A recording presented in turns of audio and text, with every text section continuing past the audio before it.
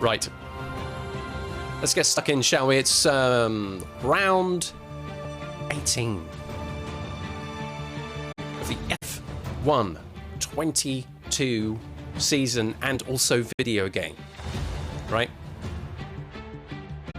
If you're a Johnny-come-lately, the story is this. This is my second go-round in an F1 game of playing like a serious season. I do the F2, the Formula 2. That gets me into F1, and I do a season of F1. Each weekend, right, each F1 stream is a race weekend in an evening, right? We do one event, basically. So this time round, it's round 18 of the F1 season. It is the Japanese Grand Prix will be at Suzuka. We will have practice sessions. We will have one-shot qualifying, and we will have the race. The race is 50% length or distance, however you wish to describe it. That can take about an hour to do.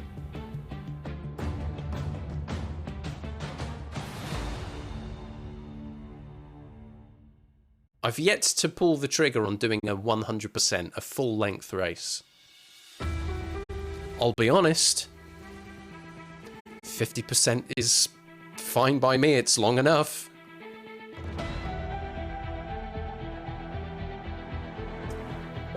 So that's what we got.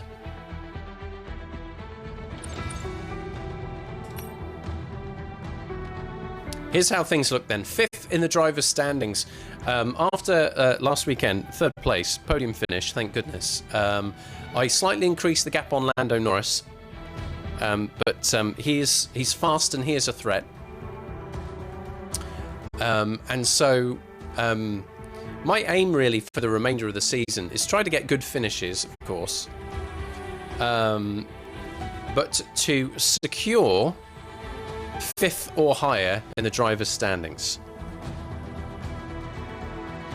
That is the plan.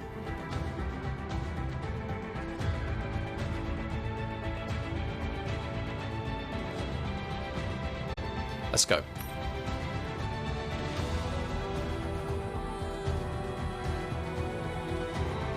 A Merry Dave, I see your redeem. I see you are here. I will operate on that momentarily.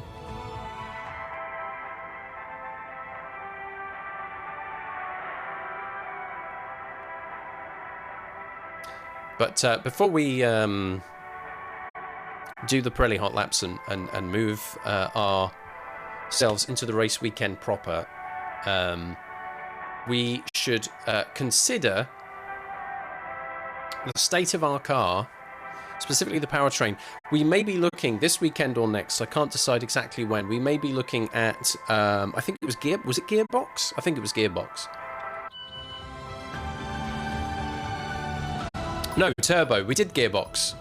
We took the penalty for the gearbox already. Thank goodness for that. It's the turbocharger.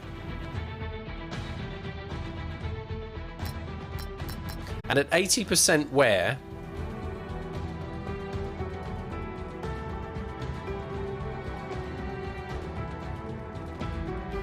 it's not actually all that useful to us at all. Not even, I don't think even in a practice session at 80%, it will probably last through a practice session or two. Here's the thing. I probably made the decision at the last race not to do it. I needed everything in my arsenal to get through it. Well, we have to do this. This has to happen this weekend. Maybe I rely on Turbocharger 3 for a practice session or two. But we're going to have to take it. This weekend, we will be taking a grid drop penalty for introducing Turbocharger number 4. This should be our last component change for the season. Every other component we have is in good health. ICE4, 19% there. MGUK, what are we on? 3, 14. and 67 on the other one. Yeah, things aren't too bad there. I could probably drop ICE back to 3 to get us through at least the first practice session. And maybe we'll do MGUH3 as well. And keep MGUK on 3, although I'll have to consider the wear of those components. Okay. On the progress front, Ferrari, Mercedes and Red Bull are basically all as fast as each other now. They are very close together. And coming up over the next couple of weeks, I think before... This will be... I think both of these are before we go to the US. We've got some major improvements happening on the chassis, which is a good in-season boost. Okay, so I will perform at this time a 60-second ad break as requested by Amira Dave. Now, yeah, I know, but a 60-second ad break means that like pre-rolls will get switched off for about 20 minutes. Anyone coming into the channel for the first time, just straight in, no pre-rolls at all. Helps Twitch cover their costs, and they throw me scraps. There you go, streamer. Speck of dust for you. It seriously does. It does help. It keeps the wheels on this whole thing. So with thanks to Mary Dave, here comes a 60-second ad break. With a little message there for the primers. Come on, primers. Primers such as Amber Swan.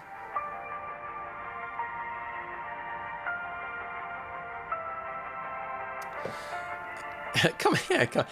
Obviously, the people who have Amazon Prime but haven't used their Prime for a free sub can't hear this because they're getting ads right now.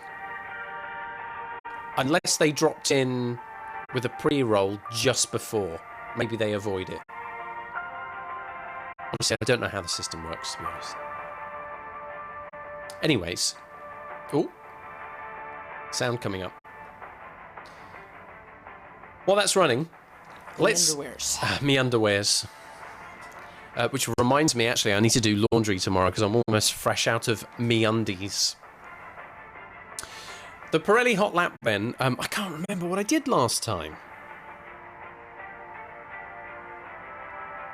It might have been... I don't know if it was autocross. It might have been time challenge. The time attack. I think I was planning on doing drift this time round. So let's commit to that, shall we? The Pirelli Hot Lap will be a drift in the Ferrari Roma. Let's move this microphone here a little closer. The Pirelli Hot Lap, you're there in one of these super fast sports cars, these performance vehicles that all the rich people like to have, with doors that go...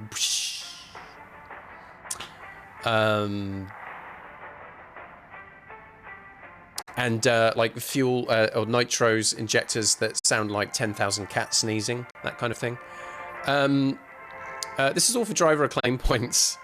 I just told you how the doors went. These are for driver acclaim points, which is like it's XP, it's rep. So that's all useful. But we will go for drift on this one. I don't know why I have to press that twice. Righto, here we go. Come on now. It's a long evening, and I've been chatting for ages, so... I've done it to myself. God, I hope we've got good weather this weekend.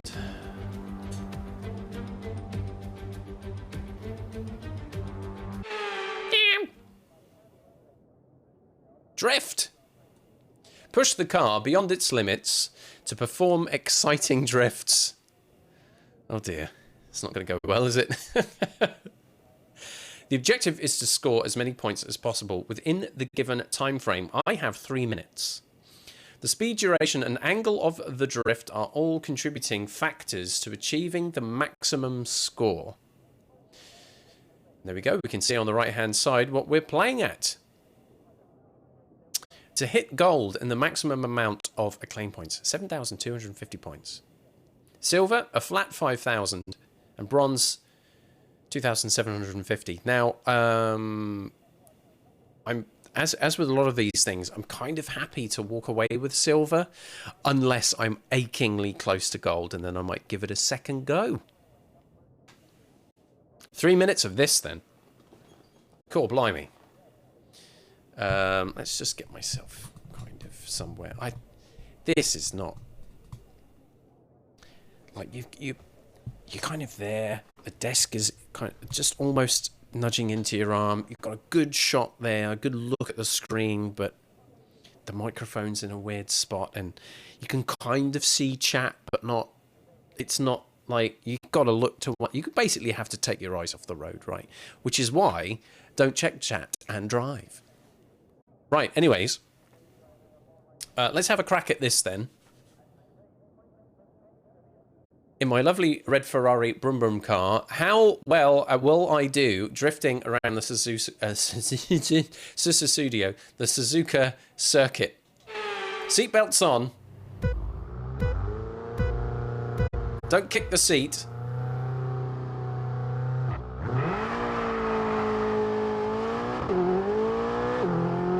All right, let's build up a dumb amount of speed here. We're going to try. Right, off the...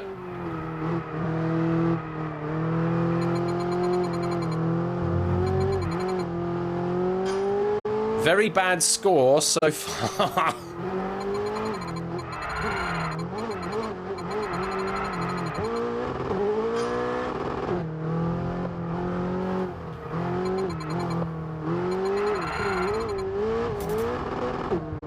I lost that by going off the track.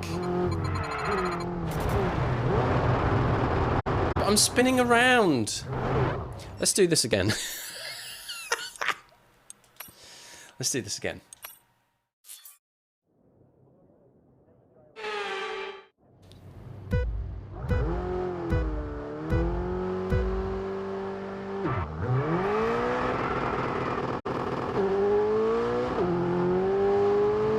I think I need to be a little less cautious.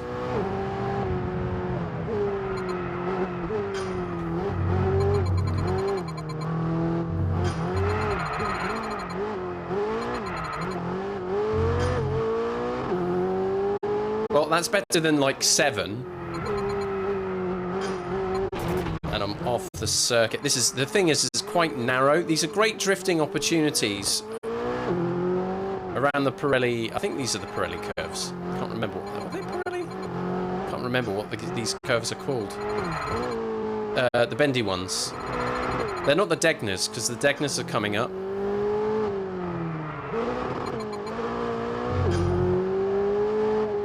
This isn't going well, mate.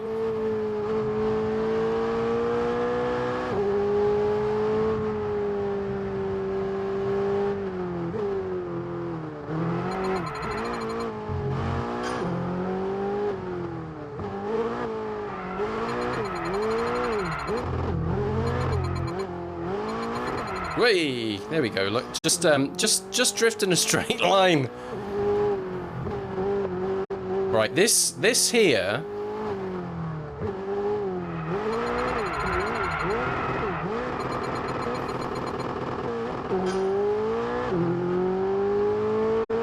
I'm gonna have to do this again. I'm not even gonna get bronze. It's like there's some speed I have to employ. It's a difficult circuit to do this on.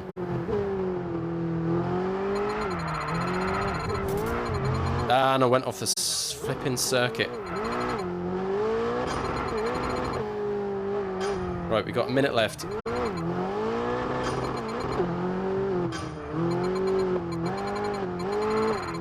I'm cheating. Bonk. Ah.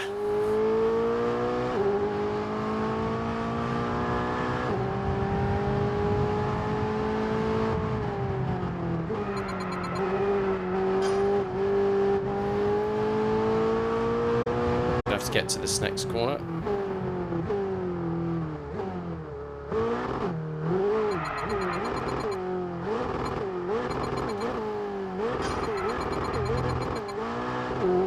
Well, that's bronze at least.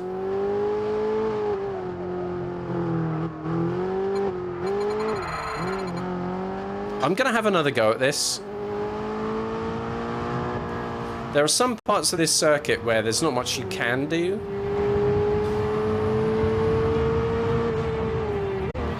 The opening part of the circuit is where the biggest opportunity is, and I just need to get... I need to get another stab at that, I think.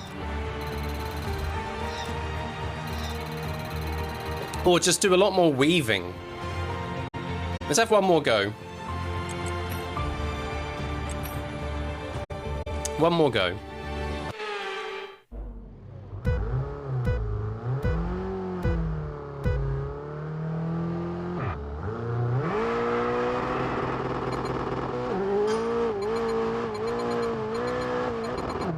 Hey, watch me. I'm like that shocking shopping trolley you hate.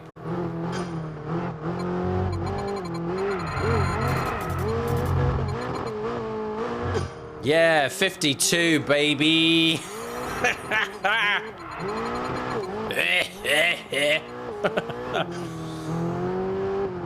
Come on.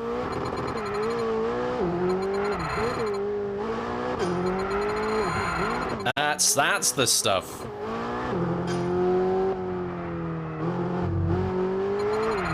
Oh, he went off. He went off. He went off. He went off. And wasted a lot of time there.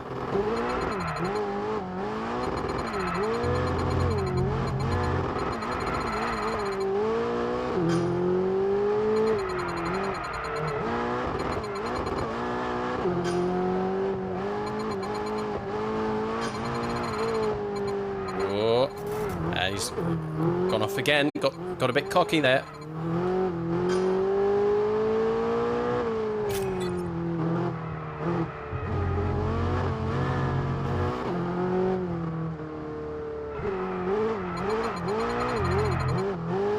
Missing my opportunity on entry to these corners.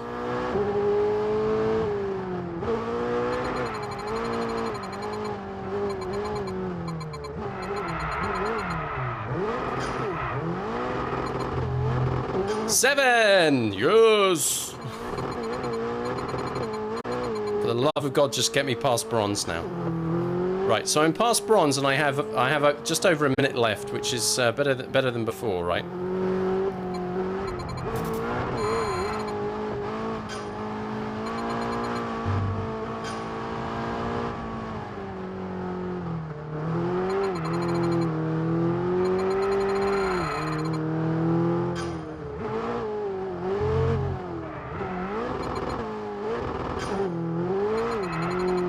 Again, really missed the apex of that one. Was too late before even trying to get it to spin.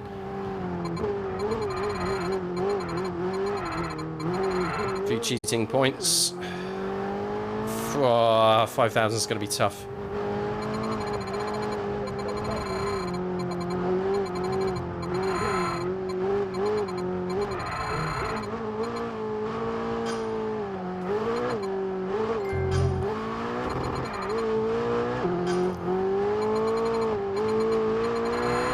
Come on, 5,000! No! No, I went off the circuit! Ah! Right, that's it. That's it. I'm not doing that again. Shoot. That would have been silver too. That would have been silver. That's so annoying. Oh well. Let's get on with the serious business of the actual F1 stuff.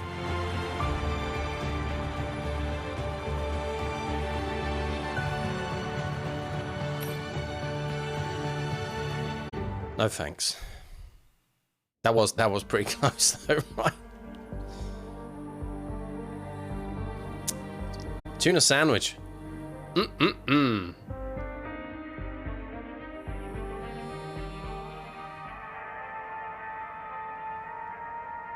Well, I don't suppose my team will be very impressed with only a bronze, but screw it. This is what we're really here for. Not slipping and sliding around the circuit, but being as on rails as possible. Hoping for good weather. This would be a very tricky one to do in the wet, but it is Japan. It is October. We might not be in the clear, pun not really intended, but it's there anyway. Let's go to the race weekend.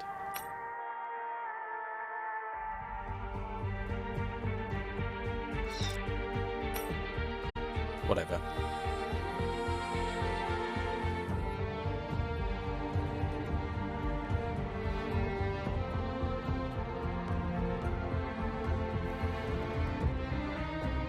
La, la, la, la. My tea's almost gone.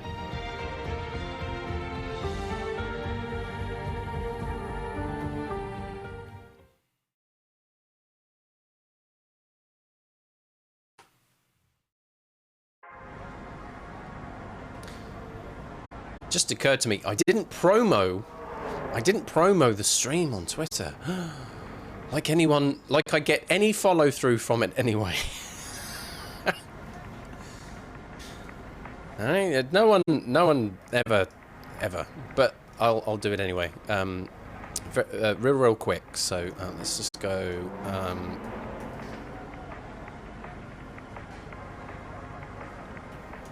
Also, learn how to spell.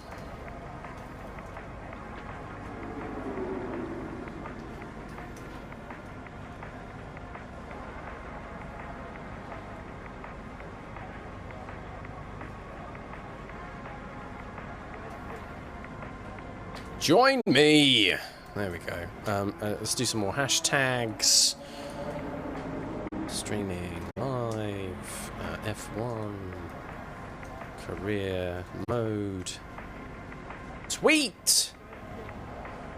And also send Elon Musk $5 to make sure that tweet doesn't accidentally end up in a bin. Oh, look at the weather. Just seeing the weather. We're blessed. Hashtag blessed.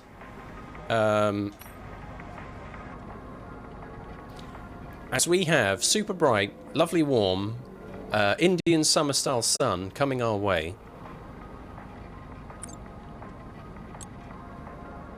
Okay. Bit of the old patchy cloud at points, but no rain. It'll be nice. Right, here we go. Did you know in these games, should you so choose to, you can play up to 10 seasons. So this is a little hint to what might happen should I choose, and I won't, to race any more than one. Francisco says, Steve, there are some lots of sibilance there for you. Hope you enjoyed that. There are some substantial rumours going around the paddock that we're going to be dealing with changes to the chassis regulations next year. They shouldn't be too different in concept from what we already have, assuming they go through, but it'll still hit our development hard. Whilst this is up in the air, it might not be a bad idea to invest our resources in other areas of the car. Now that there, I have just thrown lots of resources into chassis, right? They will help us this year. They might not help us in the years to come. But I don't care about that, because I won't be playing it then. I'll be doing something else.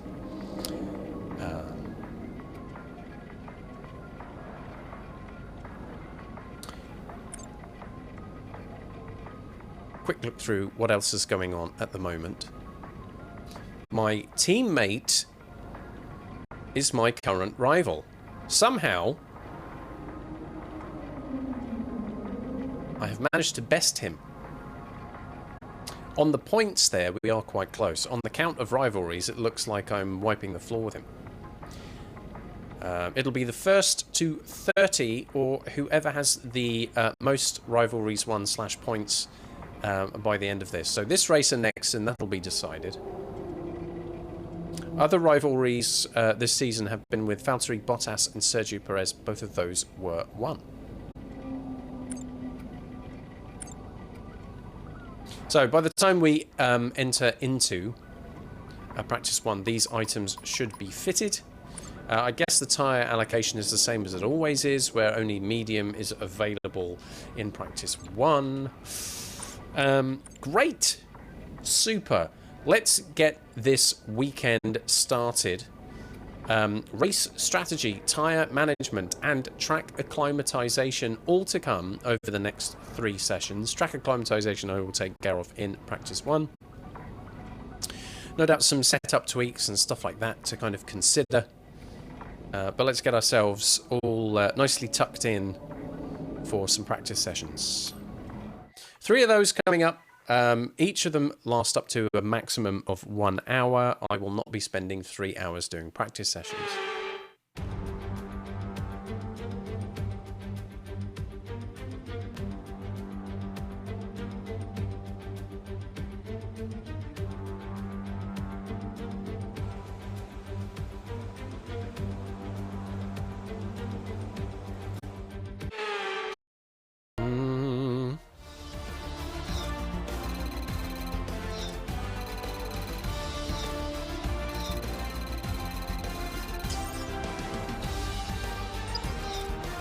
Got free sound.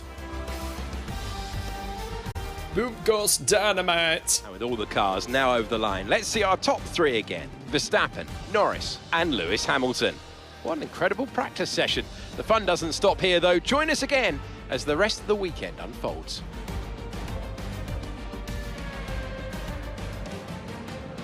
It was alright. We got a lot done in that session. Used close to the full hour. Track acclimatization. Managed to get the purple on the second attempt on the soft tyres. Also set my fastest lap, which was a 1:33.9. For a while, it kind of looked competitive, but towards the end, people were out there going very fast indeed. So a 1:33.9 is only good enough for 7th fastest, and a full second behind Max Verstappen.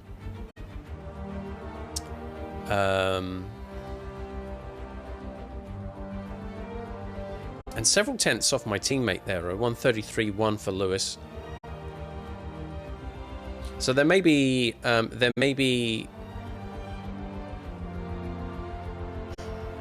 tweaks to the setup, and there may just be like getting a bit better as part of that. I feel like we could have a nice one, a nice weekend, a nice race here. But as you will notice, looking in the best lap column, alongside my time, there is the black and white flag which appears, which shows you that because of the component change, I will be taking a 10-place grid penalty. So it's imperative that I can focus on being very fast over 1 lap. Because I'm really going to need to qualify in pole, drop back to 11th, and hope for maybe 1 or 2 other drivers to drop back too.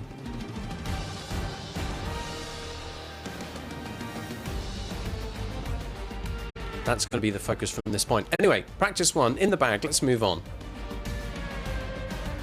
Bum, bum, bum, bum.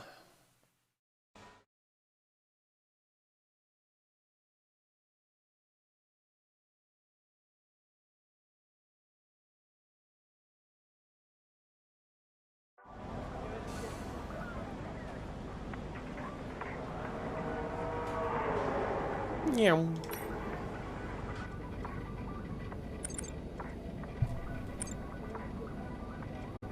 Right, probably...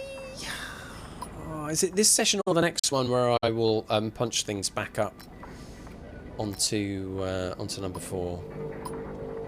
62, 55.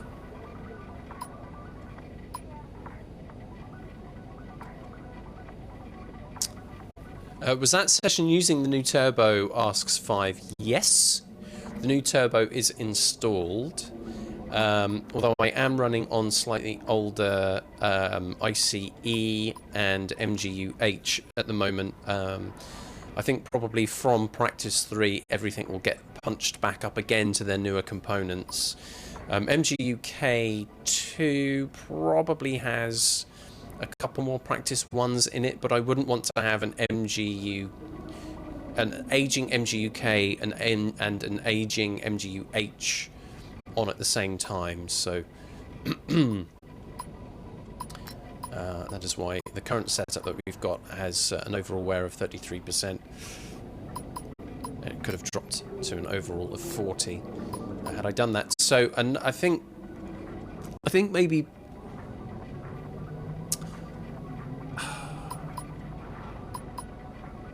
what do I do? Do I stick it out for one more? 19. He's got to do the races as well, so.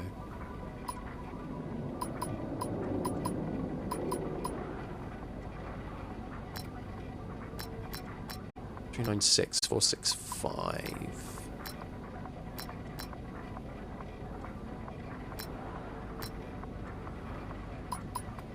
It's 317 versus 462.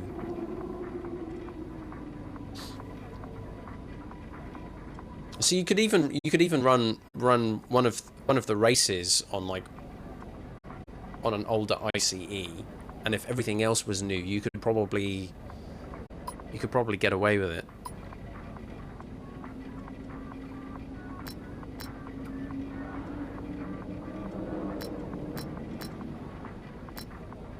That's 100 already. That's 100 already. It's difficult, isn't it? It's like how much do I want to kind of cut back performance-wise for another session? Those other turbochargers are cooked. I couldn't really rely on those.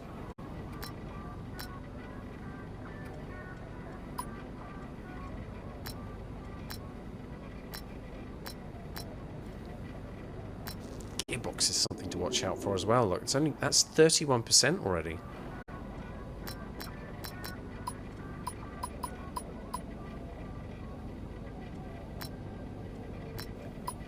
I think I'm going to run on this for one more practice session before I freshen everything up.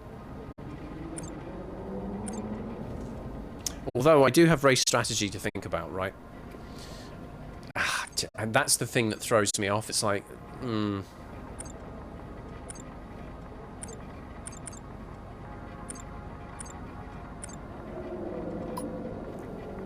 such a juggling act. Let's say we hang on to ICE 3. It's 15, 19.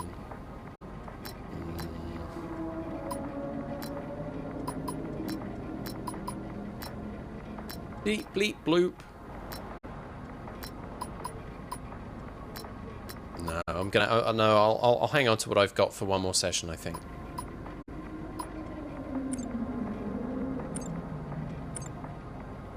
Yeah. It's getting to the tricky end of the season. It's like, what do I want to use now? What do I want to hold on to for when I need it later? Knowing that there's more race weekends to come. Hopefully, no more component changes, but you never know. Let's move on. Let's move on into practice 2. Time management is good. Track acclimatization has got that energy store thing that we're available, and it's race strategy from this point. So I could probably toy around with race strategy in practice 2, then put all of the components up to their newest parts for practice 3 and focus on fastest lap. I think that makes sense. I think that makes sense.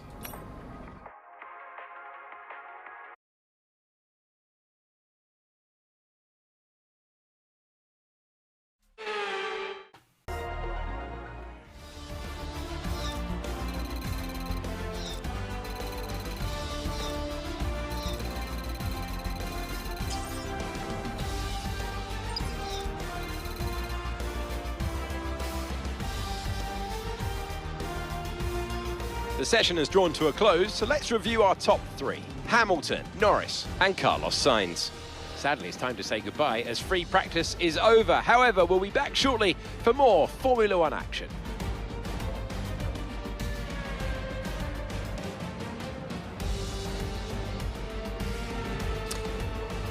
Okay, so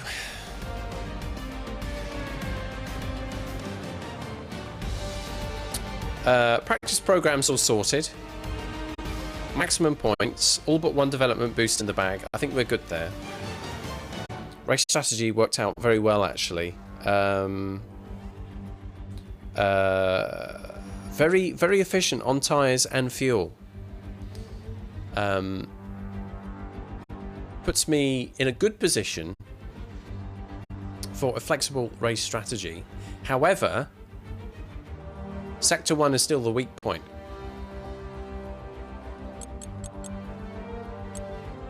You'll see I'm in 6th there. That 134.0 for a while was good enough for you know, top 3, top 4.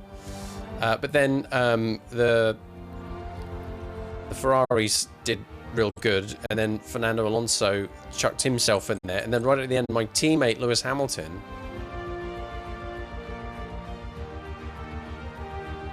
chucks in a 133.4. Just over half a second faster than my time. I still have more time to find out there. It's nuts. It's all Sector 1 as well. So the focus, I think, in practice 3 will be using one set of soft tyres to focus on that Sector 1, the Dunlop curves, all of that approach, just to try and get that stuck together. And the other set of soft tyres for another stab at qualifying pace. Hopefully it won't take too long. But that's a practice 3 concern. That is how practice 2 shapes up. It's where I need to be, though. We've talked about, you know, for weeks now. I need to be up with the other top drivers. What frustrates matters like this is ordinarily I'll be talking about a top 6, which would be the 2 Mercedes, the 2 Red Bulls, the 2 Ferraris. Well, I'm up in the top 6, but actually both of the Red Bulls were running around on mediums doing their own thing, and McLaren and Alpine throw their #1 drivers up there, and you're like, just to make things more complicated for you. I've been doing a lot of tussling with Norris and Alonso recently. More of that, I guess. Anyways, there's practice 2. Let's move on. Meow.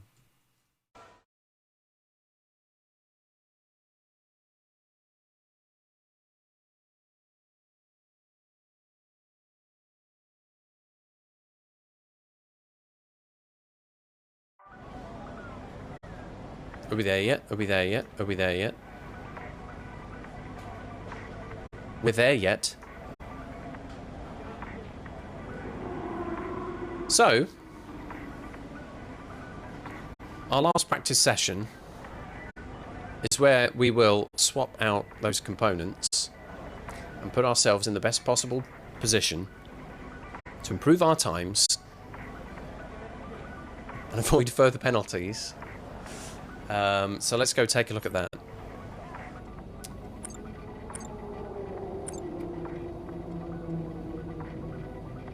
So from, what was it, 60 now to 62%.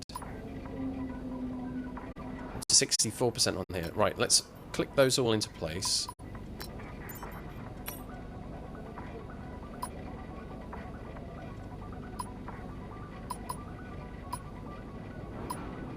So we're on the best available everything right now. Got to watch out for that gearbox.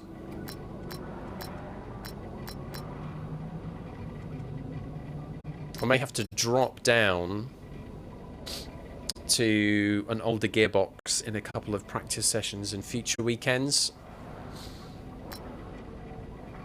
just to keep gearbox 5 alive.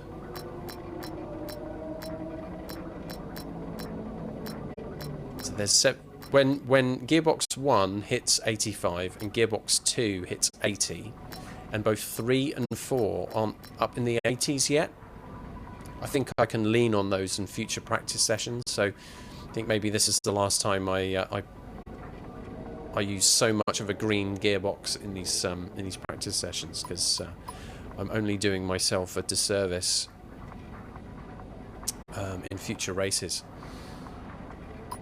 Wouldn't want to introduce a 6th gearbox, right? So I'll need to manage 3 and 4 in the weekends ahead.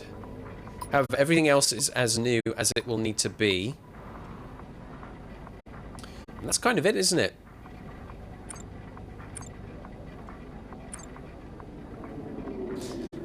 Let's not waste any more time. Move on into practice 3.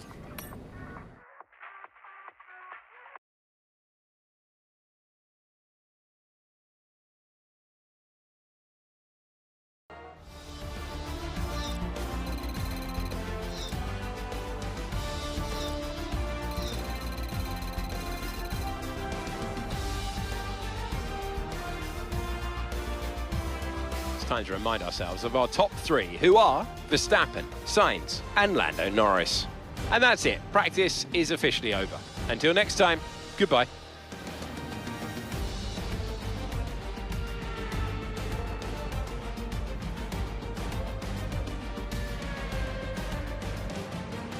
Fifth fastest, 1:33.0. About half a second off Max Verstappen. The session theoretical best was a 1:32.3.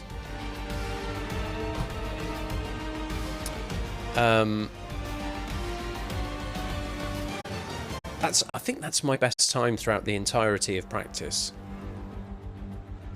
Sector 1's still a bit of a duck egg for me. More like a dog egg. Which does make me a little bit worried about what the race might pan out to be. But anyway, faster than Lewis in that session, so Yabu sucks, sir. Qualifying's coming up next. That'll be interesting. I think the possibility of doing a clean single lap is slim. But I'll give it my best shot. It's been a good race weekend though for hitting all the practice programs, as you will see shortly. So there are some nice positive things to take out of it. I think car setup is on the money, and it really is just that last like 10-20% of what I need to do to get the most out of the car that's kind of holding me back from going faster. Figuring out exactly where that car needs to be on the track at any one point and making sure that happens in exactly the same way, lap on lap on lap on lap. Not very easy. Anyhow, here we go. Let's move on.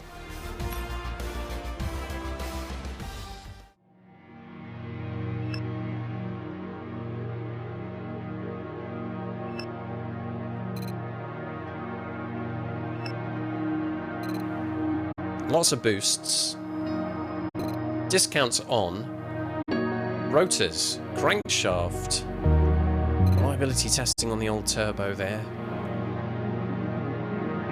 Quite a bit on durability.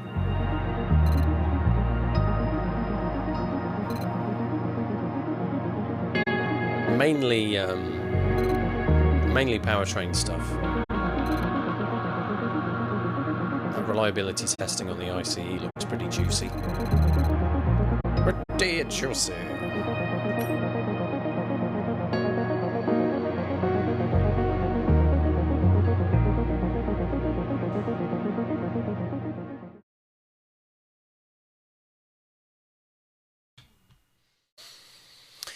To qualifying.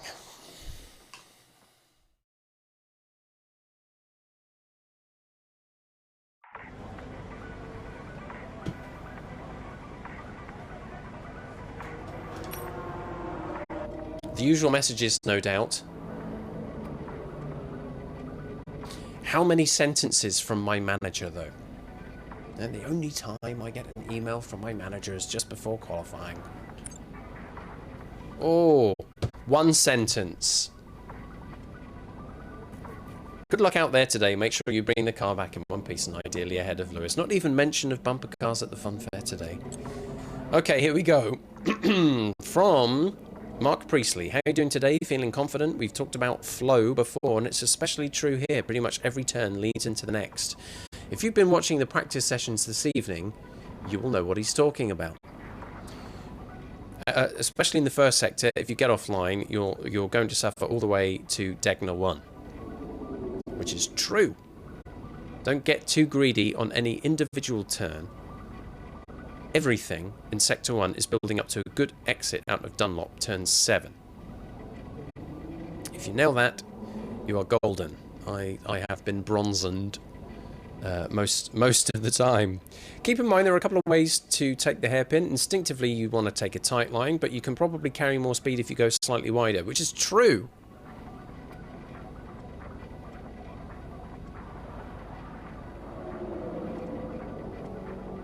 Going a little deeper and a little wider than you think, and a nice sharp turn, you can kind of get on the power a little bit earlier on exit.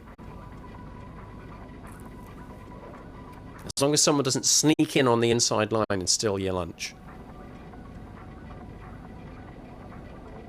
Leave my lunch out of this. Right. Here we go then. One-shot qualifying. We like to do this all in one. With no flashbacks. I'll see how successful I'll be at that this evening. We'll get all hyped for that, and I'll prepare the bet for you. You're welcome.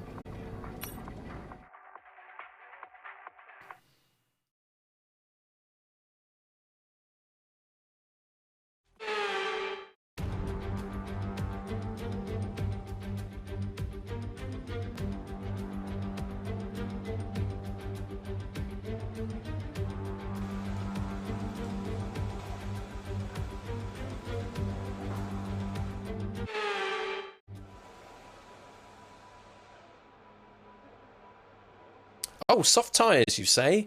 What a surprise. Okay, so remember, because we've had this recently. When we talk about my qualifying position, we're not talking about where I start, right? We're not talking about my position on the starting grid. Because we know that that's going to be -10 wherever I end up. So when we talk about qualifying, where is my position at the end of this session? Penalties do not get applied until just before the race is set to start. So ideally, I want to get pole position. Because that means I will start 11th. If one or two other drivers in the top 10 are also taking penalties, and we won't know that until race day, then that would mean instead of starting 11th, maybe I'm lucky and I start 10th or 9th, maybe even 8th, unlikely. But that is a race day problem, not a qualifying problem.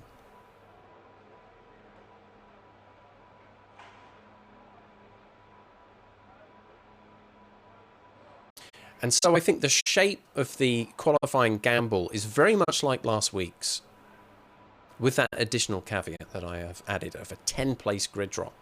We changed the gearbox before, 5 places. This is different, it's 10. So here we go, the bet is now live. Please place your bets with engagements. Where will I qualify? Will it be a pole position? The Holy Grail. The thing that I'm really after today. Or somewhere else in the top 6, between positions 2 and 6. Or elsewhere in the top 10. Positions 7 through to 10. Or your final option, 11 through to 20. 1.5 minutes left for the prediction. It would be difficult for me because like controllers require a lot of dexterity. So it would be great if everybody else crossed all of their fingers and toes for the best possible outcome here. I'm nervous. I'm nervous, honestly. As a single lap, this is incredibly challenging. You can lose so much, or at least I can lose so much time in Sector 1, and it's virtually impossible to find that time later. You need to lose as little time as possible and carry that advantage with you for the rest of the lap. Half a minute left for the gambles. Only 2 people in on the prediction at the moment. This is the thing about a long F1 stream, isn't it? Is that by the time it's actually, you know, time to place bets, most people have kind of drifted away thinking, oh, I don't know when it'll be done with practice, but...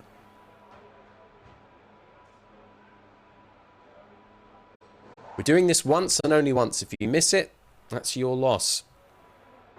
But at the moment, it's an all or nothing prospect.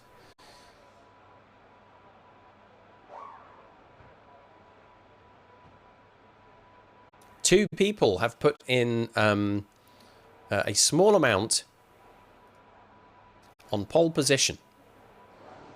So either you win that back or no one gets it. We just set them alight and maybe use them to keep ourselves warm on the cold winter nights. Well,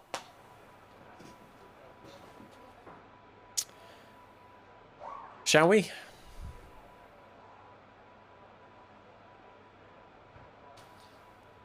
I hope I can do this in one. It feels unlikely. We'll see. Move that seat forward a little bit. Let's go.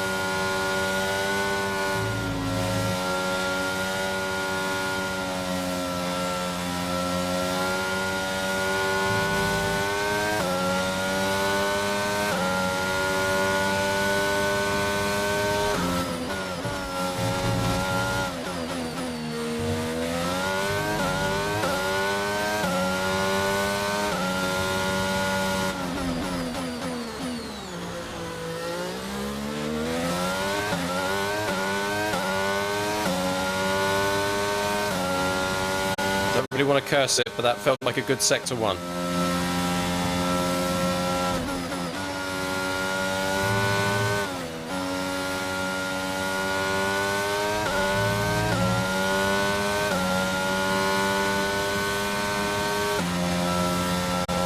That wasn't the best move through Spoon Curve.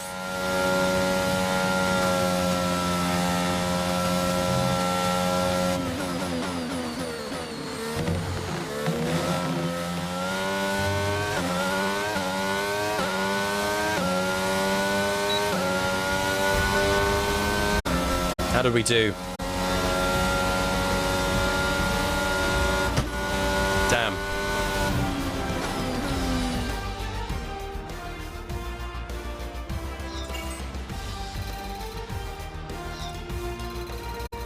Damn. We're all ready for tomorrow's race, but before we begin, let's have a quick look at those who will be fronting the grid. No. Verstappen, Dip and Charles Leclerc. Goodbye for now then, but we are really just getting started. Make sure you join us again for Lights Out tomorrow. Look how close that is.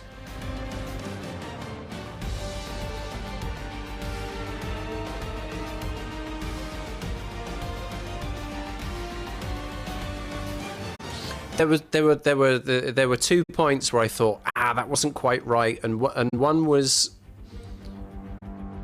the exit of Spoon, and then the final chicane. I got a clumsy exit out of the chicane. That was enough. 3/100ths of a second. Those are the margins we talk about in this sport.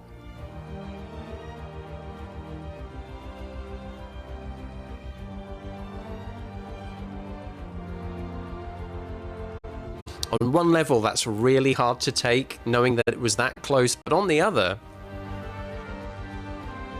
that's a pretty good qualifying, and I did it in one. I was not sure about that. I will take all of these things to the bank, don't you worry. Look, a 1:31.3, the fastest lap all weekend for me, right? A big gap between me and Charles Leclerc, first of all. And Lewis Hamilton, my teammate, a 1:32.0. I was 7/10 ahead of my teammate.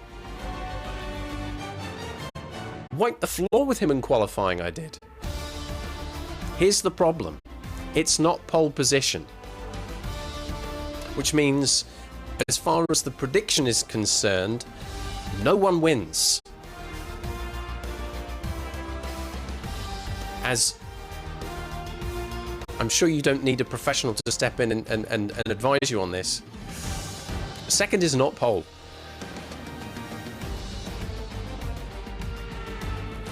There's still all to play for, right? A 10-place grid drop, that's 12th. There's still a possibility that one or two drivers ahead of me will have a component to change and they drop back 2, which then pushes me forward a position. All is not lost. It does mean I need a really good start and the race is going to be pretty spicy. I need to get as many points as possible. You'll see Lando Norris has qualified 5th. More than anything, I need to beat him. I need to stay ahead of him in the driver's standings. If I could beat my teammate too, that's great for the rivalry. Just a reminder of those standings. 185 points currently puts me in 5th. Lando Norris, 177. In 6th place. That's a tight margin.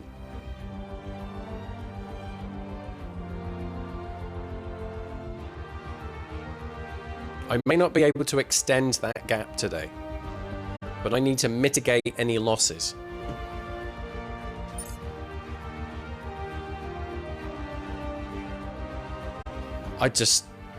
I'm pleased. I am pleased with that qualifying, right? I managed to do it in one, which I wasn't sure of, and I was crazy close to taking pole. Oh. But if. If. Right, let's move on. Thank you, Gilly Fam and High Level, for the GGs. Look at that. That's it. Increasing the gap in the rivalry. That tastes good.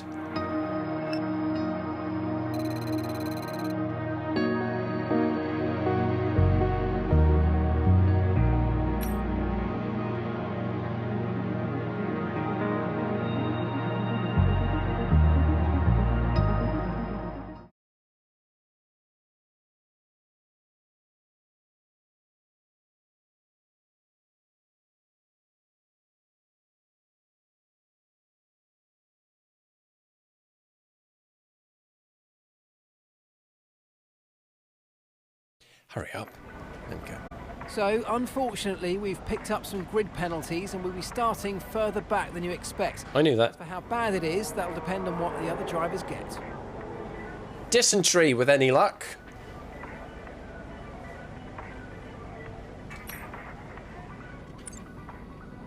Good luck today. We've been flat out all weekend to make sure the car is in the best condition it can be. The rest is up to you. Keep a cool head. Don't forget to hydrate, and always remember to wear sunscreen. There's nothing. There's nothing, right? Nothing else that we can do. We've got 25% overall wear here on the ICE Energy Store. Does have a flashing red light over it. Are we in a position where we're going to have to fit a third before this season is done? 75% wear on component 1, 59% wear coming up to 60 on component 2. There may be a couple of practice sessions where we start dilly-dallying with older components coming up. I have to think very carefully where I want to use those, because every race weekend does count as well. You know, today I've made the most of every single practice session to give me the best chance in qualifying in the race. Each time you run with an older component, you kind of put yourself in the lap of the gods, you know, whether it's going to get to the point where it starts bugging out, and meaning it's pretty hard to hit your targets. Anyway, okay. Let's get ourselves in the race build-up, and then we'll get the old gamble on, and I can do the pre-race P and all that good stuff. Here comes the race.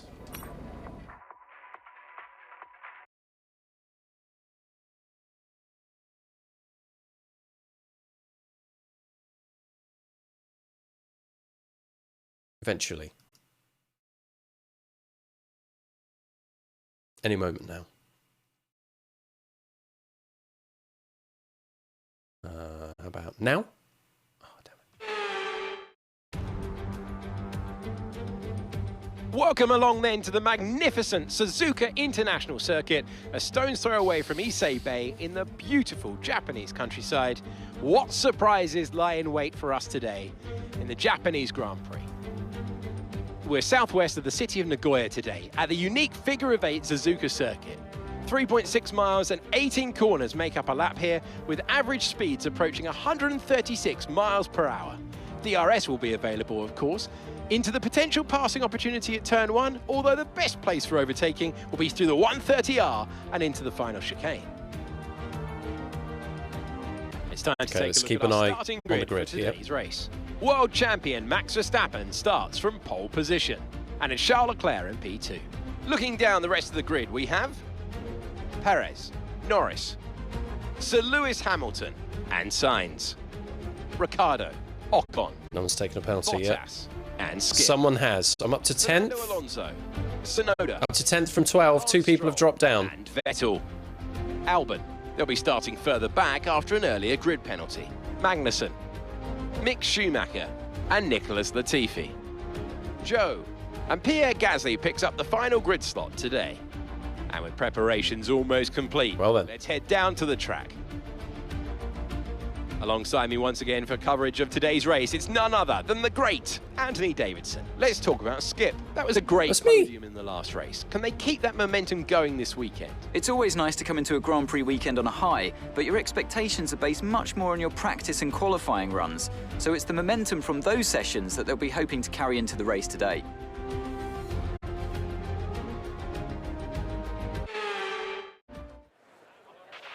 Okay, we've got 5 races till the end of the season, and we're still in with a chance of taking the Constructors' Championship. Good luck. I mean, mathematically. 10th. I think it was Zhou and Gasly.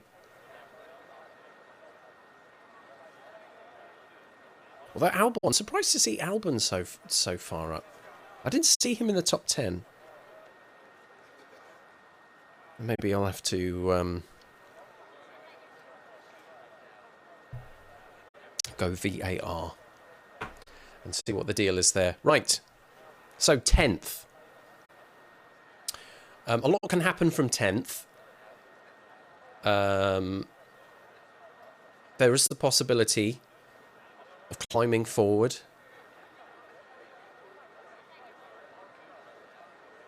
Maybe even a bit of luck, and you hit the podium. I think that's unlikely to happen today. When you consider the caliber of drivers that are ahead, Max Verstappen, the two Ferraris, even Lando Norris is having a really good second half of the season.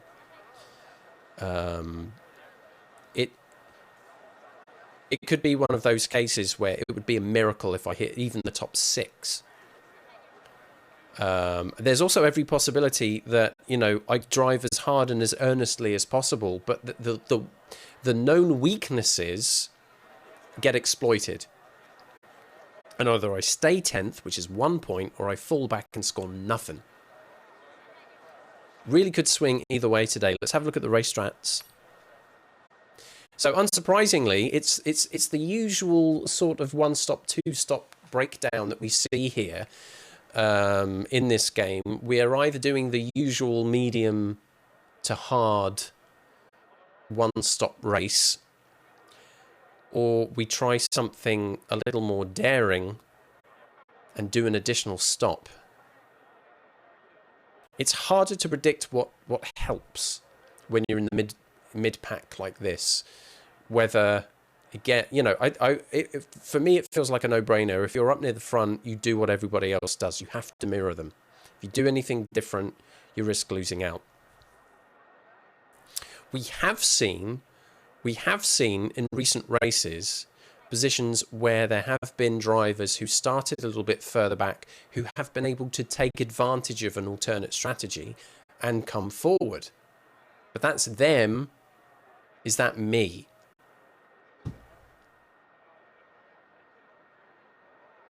I'll be honest, I'm tempted by the alternate strategy on this one. It does mean I'll be stopping out of phase compared to other drivers. But I will always be on a quicker tyre. The biggest issue is when that soft starts dropping off. No other tyre drops off as dramatically. You can see that here in the graph. When that tyre falls off the cliff, it ends up being the slowest tyre on track. But at the moment, we're looking at projected strategies. The race strategy practice program has been done, and we know that both on fuel and tyre usage, actually, we're not doing too bad. So how does that change? When we toggle from projected to personalised, the strategy changes. Do you see that? The strategy changes.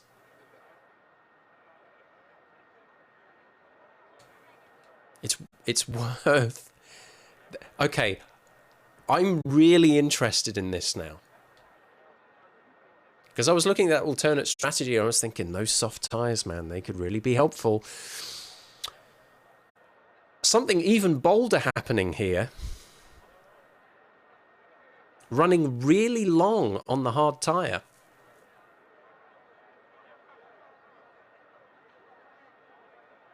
And going hell for leather on soft tyres at the beginning.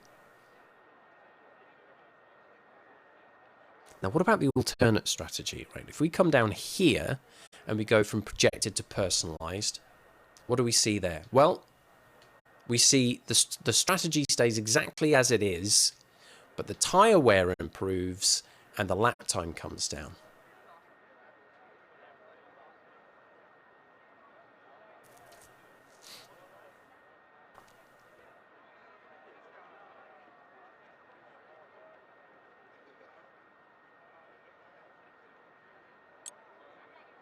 This is interesting. There's no way of getting a medium tyre to last that long.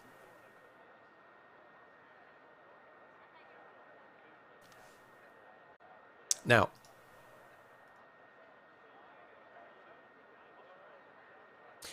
a little bit more detail from you, Five, because I'm interested in your thinking here. You're asking softs at the end. Are you talking about having softs at the end additionally?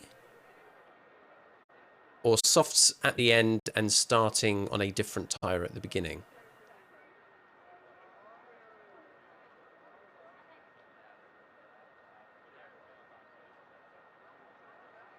Because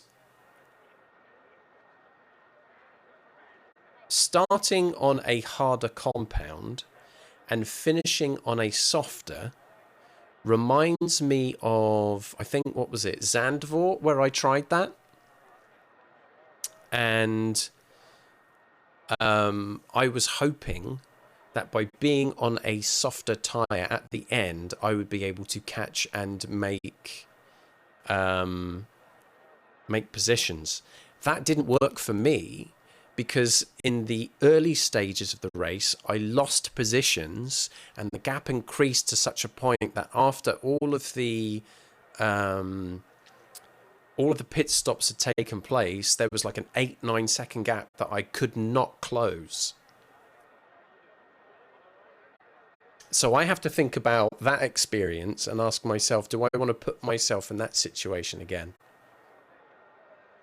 And I think if I move from a softer to a harder compound, instead of a harder to a softer, I'm more likely to be in keeping with the cars around me. I think what you're thinking of in Singapore, there was one Red Bull that went soft to medium to soft.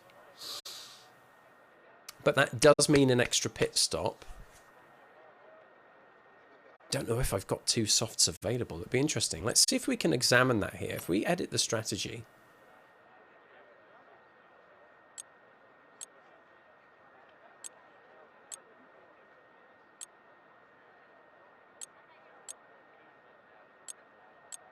Another soft actually adds time.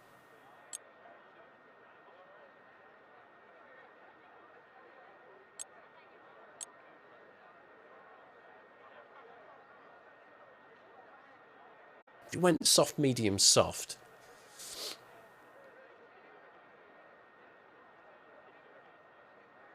you're stopping early, so you will fall back. Then you are hoping that on the mediums you get a good run out near the front. Everybody else stops after you. Then you need to keep pushing to extend that gap, because then when you come in and pit, you're going to lose 25 to 30 seconds. Maybe not enough for a race win, but if you started 10th, you got up to the front, you dropped back again and you finished 5th, making positions through a pit strategy as opposed to trying to pass them the hard way on the circuit is an interesting thought.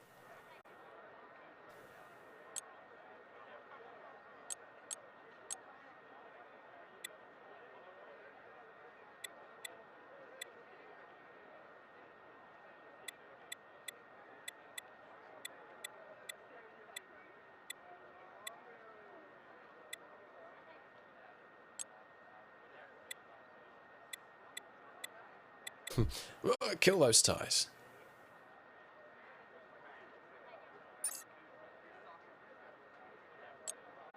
Huge difference.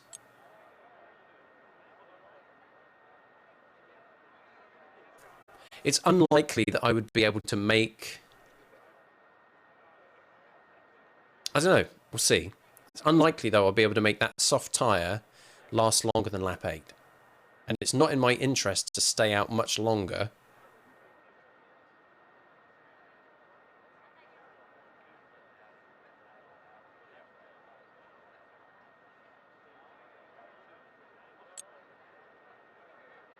I think it has to be. It's difficult, isn't it? I can't.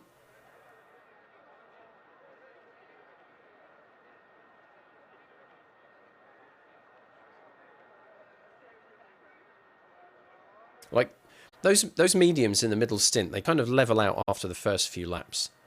It takes a little while longer for the hards to kind of to bake in. It can take a lap or two to really feel like you're getting the grip from them. But they will be really reliable after that. The issue will be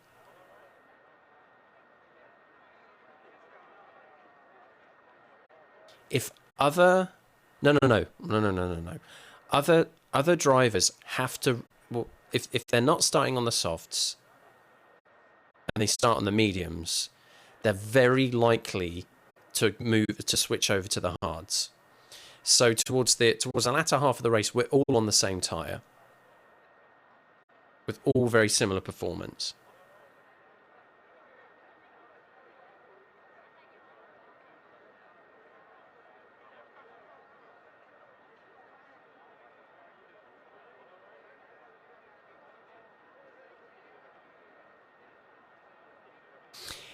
The gamble on the alternate strategy is, where do I make the time back?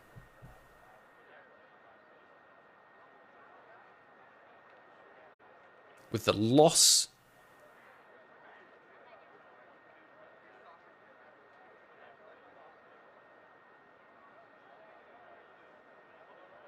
if you're thinking about what other drivers are doing,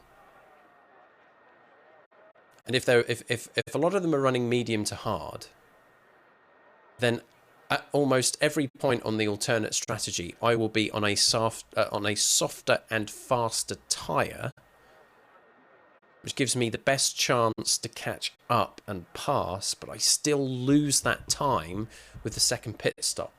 There's a massive gamble with the alternate strategy that I will be far enough ahead, not of everyone necessarily, but far enough ahead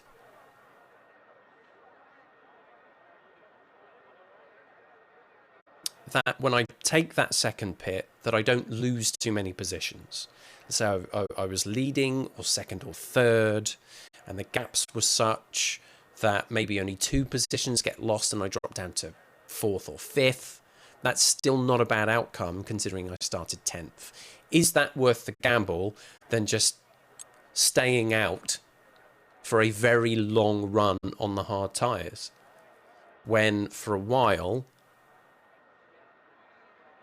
like at the beginning, there'll be very few cars, I would have thought, on the soft tyres. Difficult to tell until we start.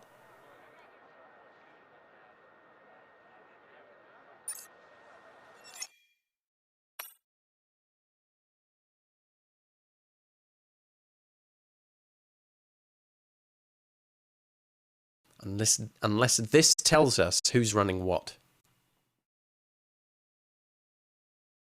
Charles Leclerc, Lando Norris, Daniel Ricciardo, and me, at the moment, set to start on softs. What does that tell us about strategy, right?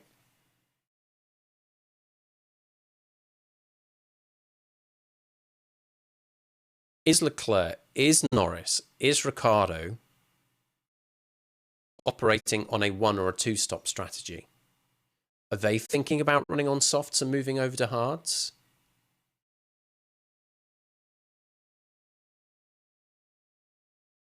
Oh, this is so annoying. To wish for ignorance in this situation. Anyone behind on softs, by the way? No, everybody else on medium. There are a lot of people thinking medium to hard here. And so it comes down to the people who are on softs. Are they doing soft to hard? Or are they going to, are they still doing 1 stop? Because then, look, if I'm on softs at the beginning, then when we think about who I'm racing the 2 McLarens, maybe Charles Leclerc.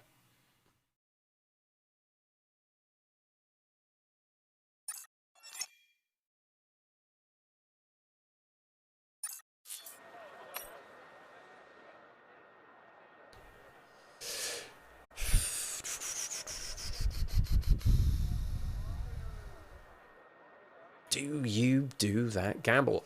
Either way, I'm starting on the softs, right? The personalized strategy says you're starting on the softs. It's a worthwhile gamble considering where I'm starting. It's what do I want the end phase of my race to look like?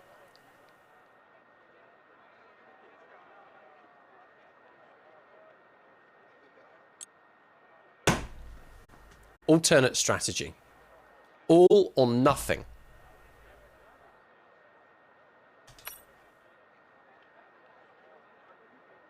Soft, medium, soft. It works or it's a disaster.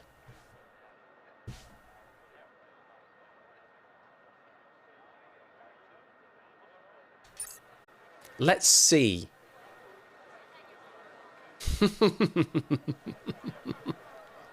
Let's see.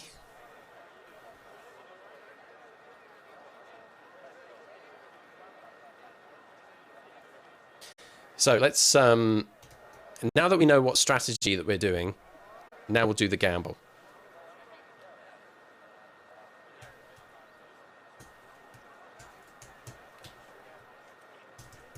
Five minutes. God, this is going to be a long evening, isn't it? It's 9:30. I've not even started the race. This thing's going to take an hour. I hate decisions. Look how long they take. Right.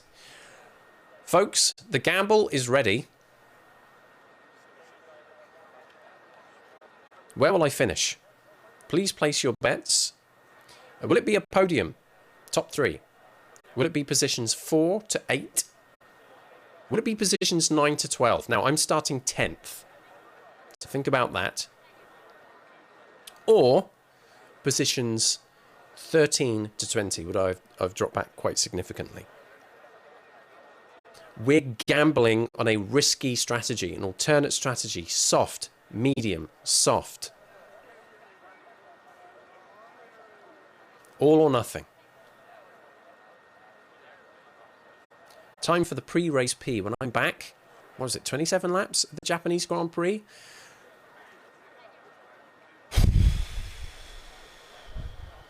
Couldn't tell you. Stick around, this could be interesting.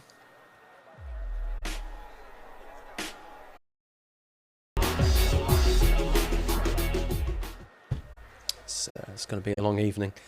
Very long evening indeed. Okay, thank you for your patience there as I waddled off and took that break. Now, on the gamble front, we've got a couple of faith havers here who are clearly mental, but believe that being bold is going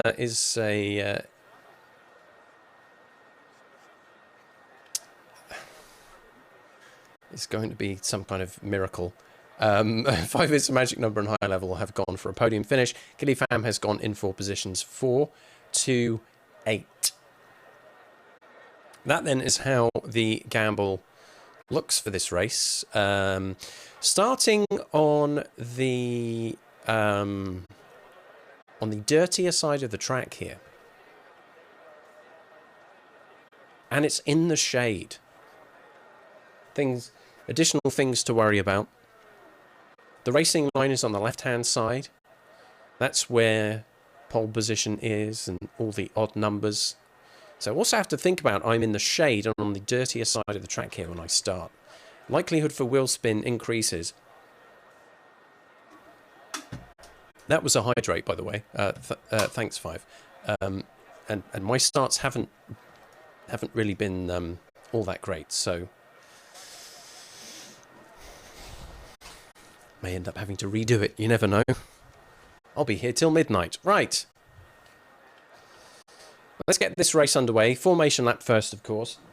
Don't forget that, feel free to talk amongst yourselves as well. Keep that chat going if you can. I will keep an eye on it as and when, especially for the first few laps. I will probably be glued to the screen, but that one there, not that one there with chat on, but that one there with the race on. Okay, I'm in a racing position, folks. How's that microphone? Lots of microphone moving noises. Everyone loves that, don't they? God, flipping heck, I need to see everything. Right. Oh my God, it's 20 to 10. Right, okay, so at least 3/4 of an hour of racing action to come. That is our race strategy there.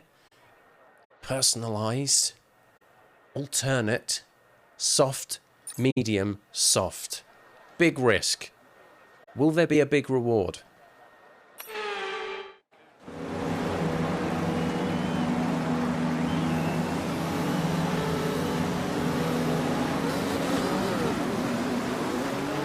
Clutch bite is good, gearbox is responding normally. Make sure to warm up the tyres and brakes. Warm the tyres and brakes throughout the lap, please.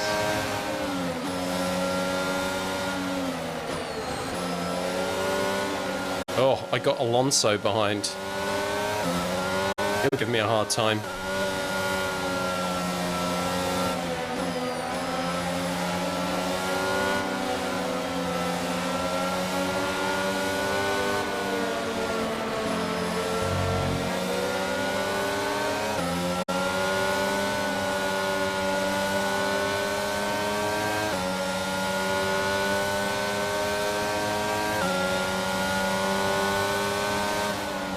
These Alpines could be a thorn in my side today. We've got Alonso starting directly behind me and Ocon ahead of Bottas in 8th place.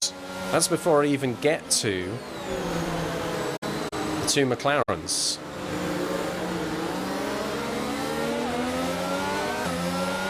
No threat of rain for the time being. Conditions. I don't like that microphone position. I need to hear myself a little bit better. Need to hear myself a little bit better. Right, there we go. Sorry. So sorry, please. So sorry. Look good. Okay.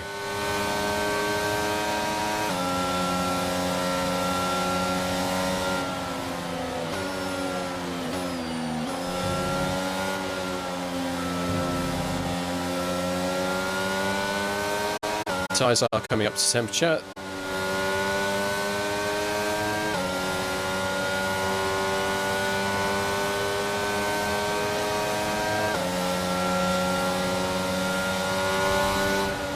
Parking, of course.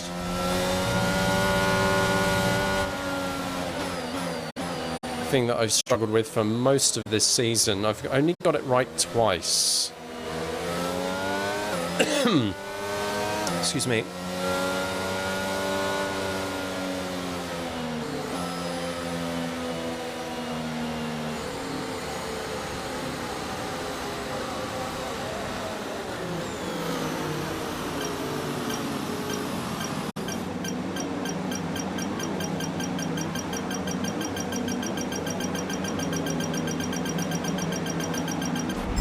Superb parking there, mate. Let's make sure we get the edge on the surrounding drivers as the lights go out. Where's my medal?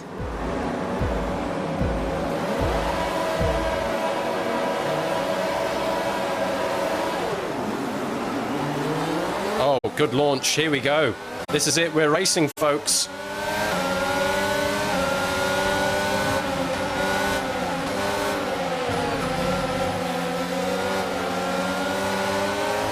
The energy stores depleting, reducing our overall capacity.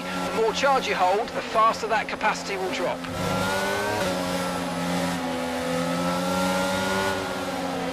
Got to close this gap. Got to close this gap. Awful start here.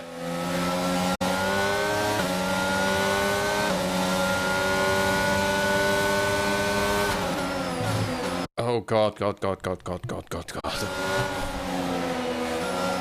Really terrible run. Great start, great pull away. Terrible run through these corners.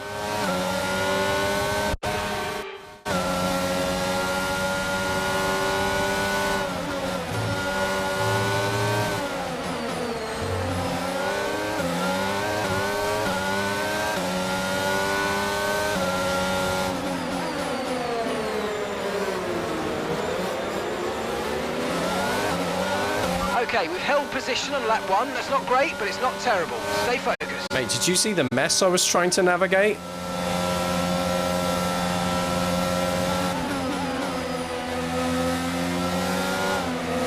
Oh, yeah. Not too much of that, please.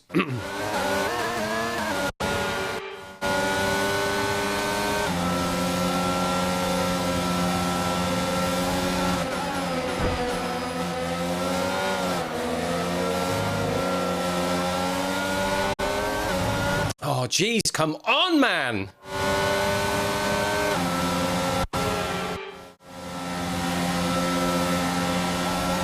Hold it together. There's so much of this race to do. Gotta make the strategy pay off.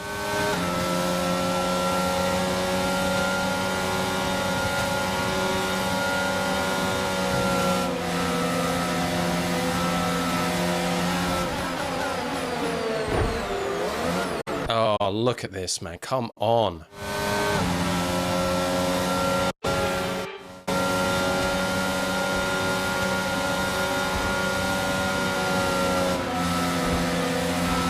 I can get past Bottas here if I can hold it together. A cheeky, dangerous slice in on Ocon. More luck than design, but he's coming back.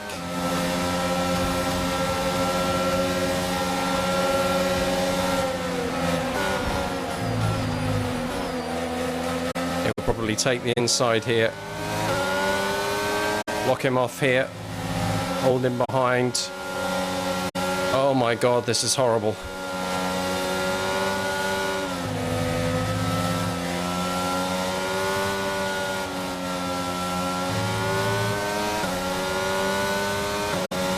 Okay, somehow I made 2 positions, but I did also make a lot of mistakes on lap 1. We cannot have that as a trend. Medium runners ahead.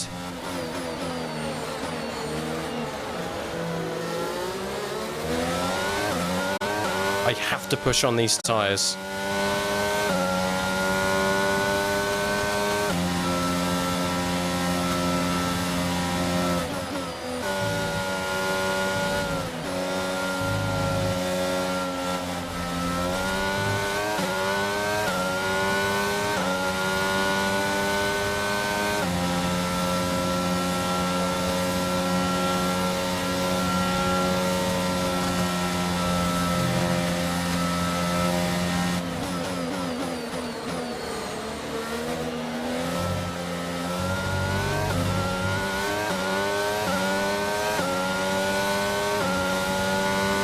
Okay, DRS will be enabled this lap. You can use it when you're within 1 second of the car ahead and in the DRS zone.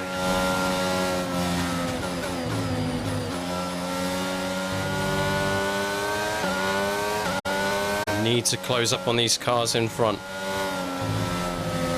They're fighting with each other.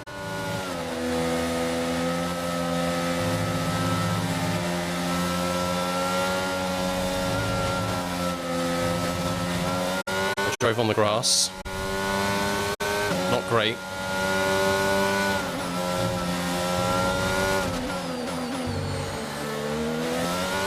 There's a lot that we can do from here. Terrible sector 1, really. Too wide.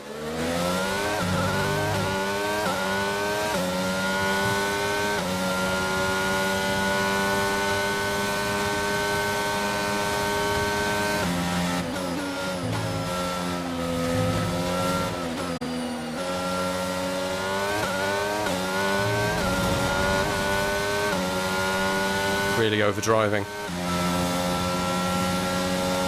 Need that DRS. If I've got any chance of staying with this pack, come on now. Closer to these than I were the lap before. Green flag. DRS, come on.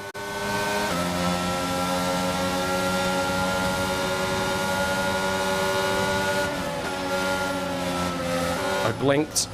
I blinked.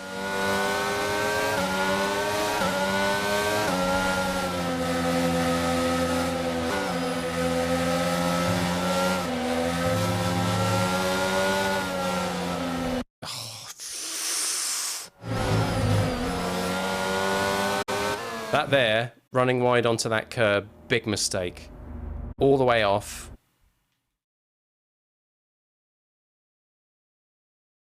Basically off track limits here as well. The best I could do is to flash back at this point and not drift quite so much to the left. Made it worse.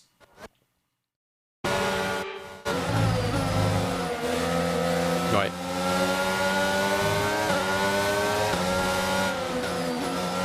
Yeah, just, no, fucked it. Made it worse, made the whole thing worse.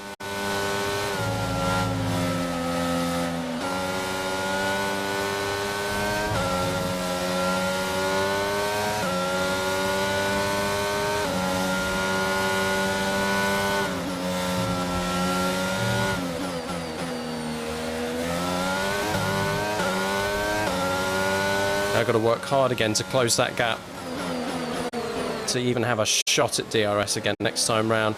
32% wear on these soft tyres.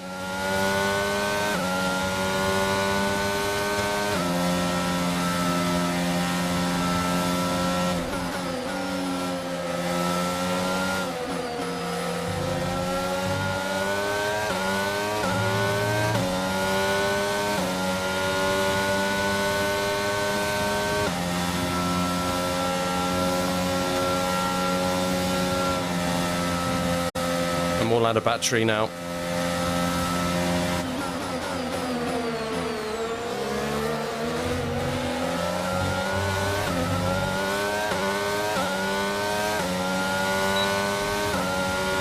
We're approaching the pit window and you're going to be on mediums. I can feel the tyres starting to lose grip on some of these turns.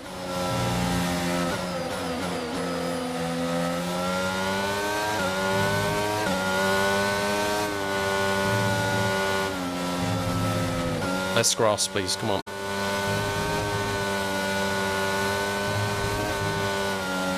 Oh, I hate this. I hate it.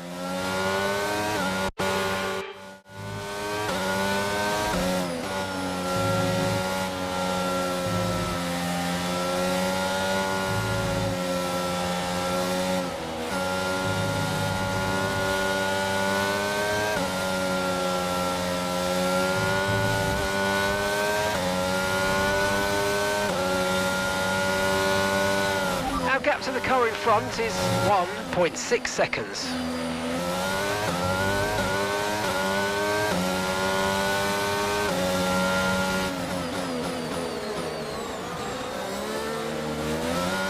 Oh my god.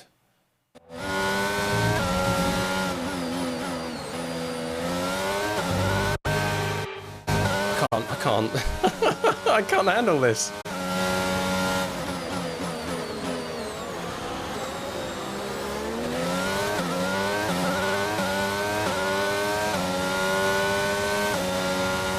This medium tyre stint needs to be something special because I've not really done enough with the softs here. Okay, be careful. We think you're going to start losing some tyre grip anytime now.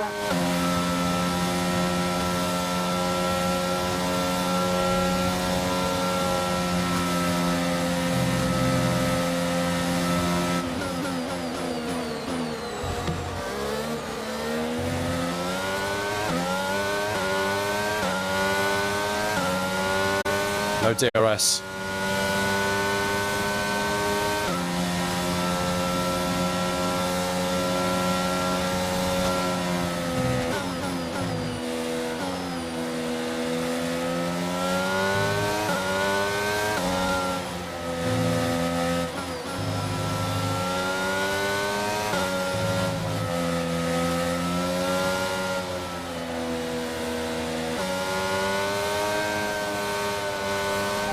Full race update. That's 8th place. You're in 8th place. Lewis is ahead of you. Okay, gap to the car ahead is 1.1 seconds. They're on old mediums. Ocon's behind you. Okay, the gap behind is 1.5 seconds. They're on old mediums. Okay, so gap to the leader is 8.8 seconds. Okay, your pit window opens next lap. Okay, 22 laps left.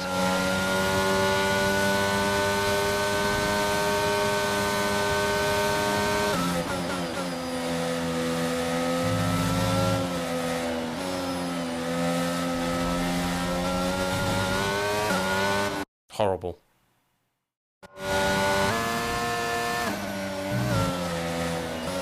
So bad.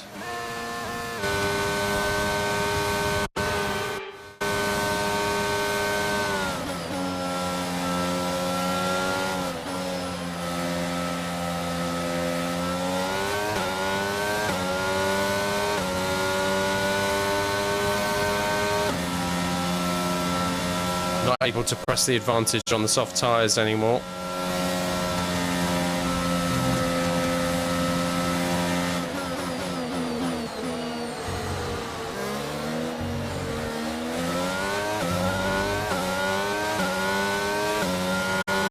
no DRS either. Okay, we want you to pit this lap, so push now, push.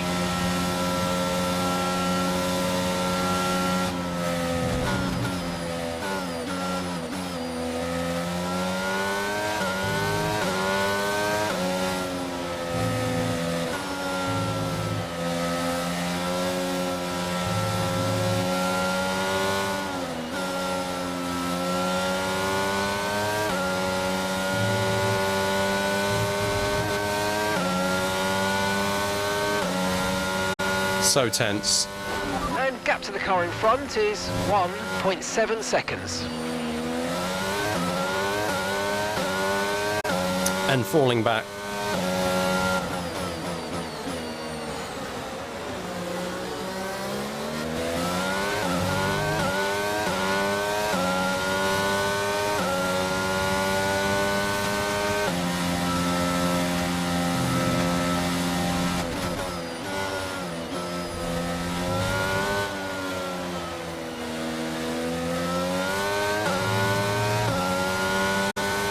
It's time to pit. It's time to pit. There's no advantage on these tyres anymore. Ocon is closing the gap. I will lose to him.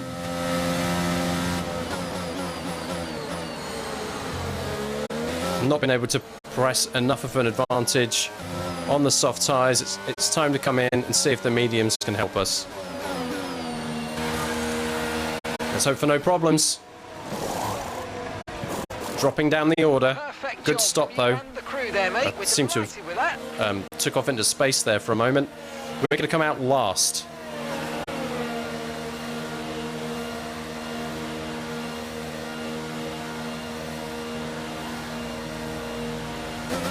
All right, we'll be doing one more stop today. One stop left in this strategy.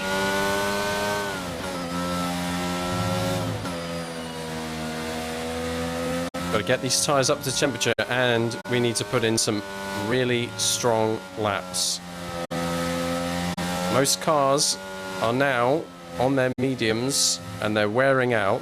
And when they come in, they'll be on hards, and they'll have a few laps where the hards are kind of not quite perfect.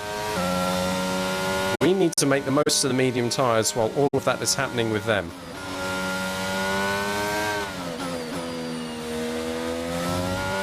Mediums are up to temperature. Shouldn't need to worry about grip now.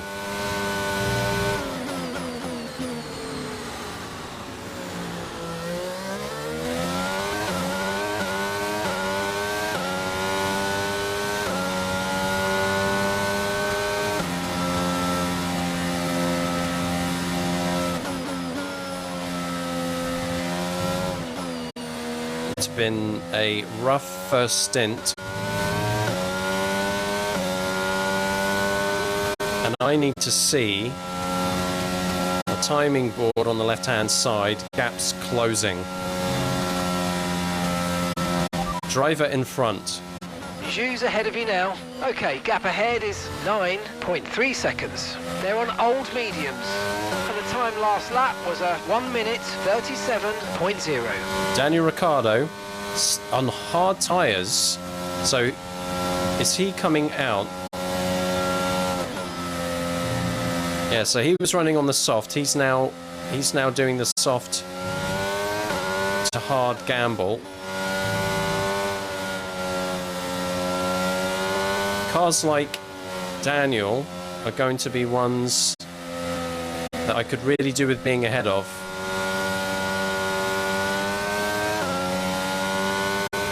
Bearing in mind I have another pit stop and he won't.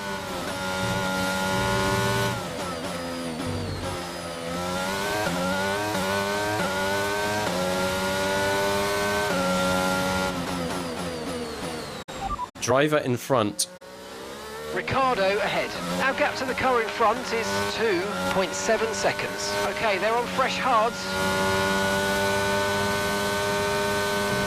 He's the kind of driver we need to overtake.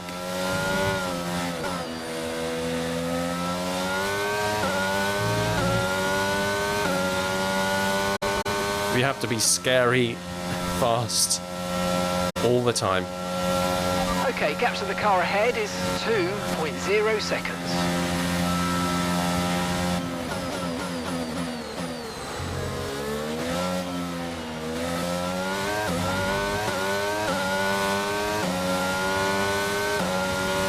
currently trailing our teammate by 24.2 seconds.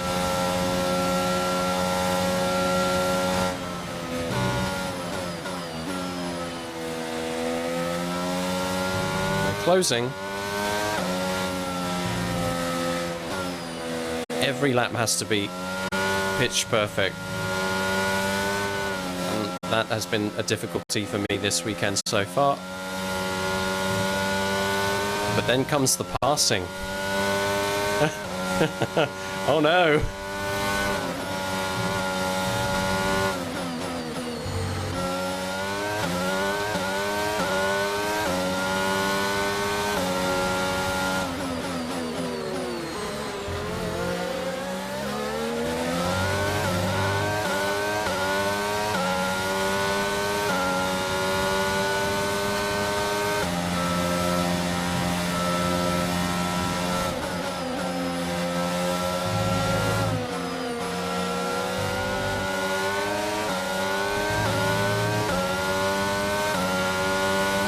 Thank you for the lurk, Marcus. Welcome on in. Hope you've had a great weekend.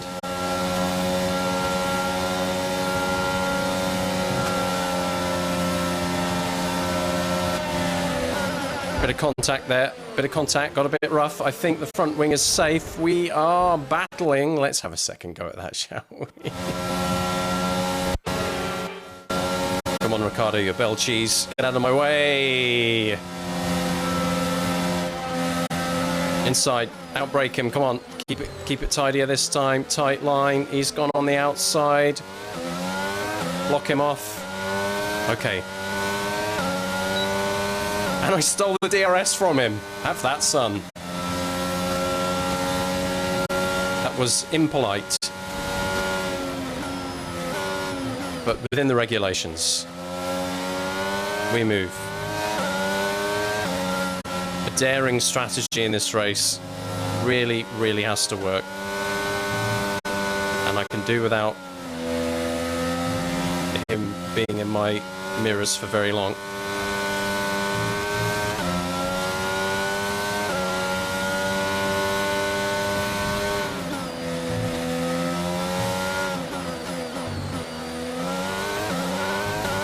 Salman, hello. I'm doing a 2-stop race in Suzuka. Oh, let's not have rear grip issues, please. Let's get through this. And I'll pick it up from here.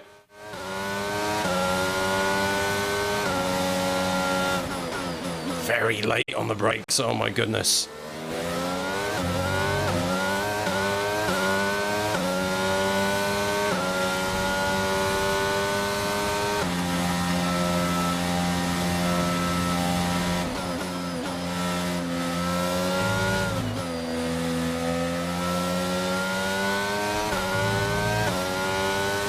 Right, we're increasing the gap to Ricardo. We won't really see too much change until those medium runners take their one and only stop.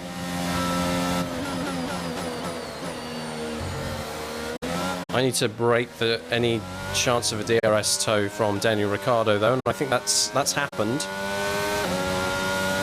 And gap to the car in front is 3.2 seconds. It's slowly closing, but a bit wide there. That's a bit bad. The trouble I will have is in the periods where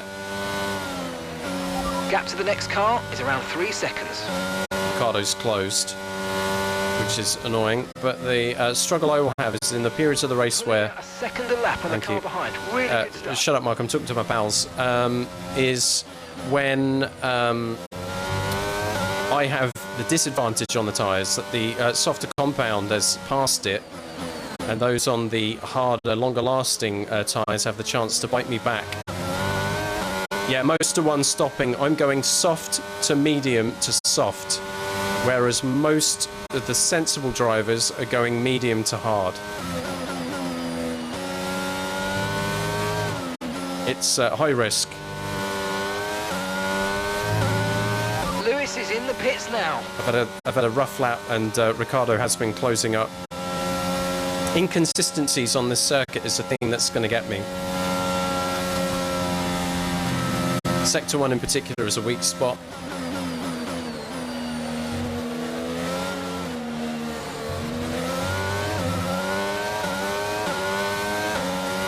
Right, now they're starting to pit. Albon is stopping now.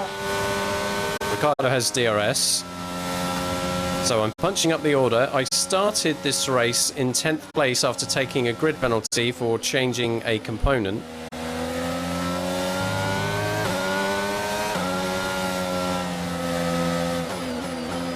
Oh dear, dear, dear, dear, dear, dear. Come on now.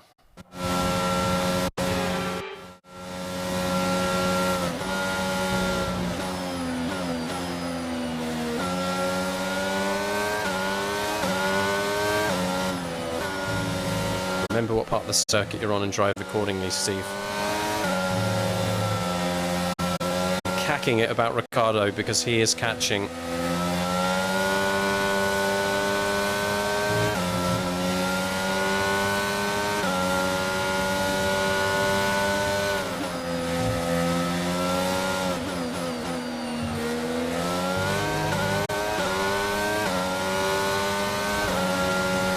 That's probably because his hard tyres are now sort of up to temperature and have the kind of the optimal grip.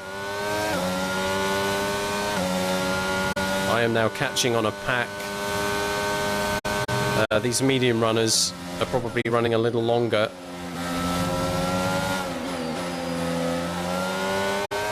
Joe has yet to pit, that much I know.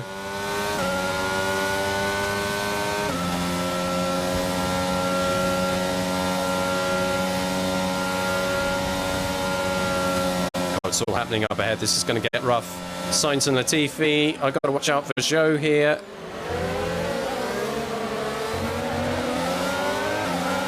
At least over DRS. Two are in the pits. Now it's me versus Sainz. Let's go.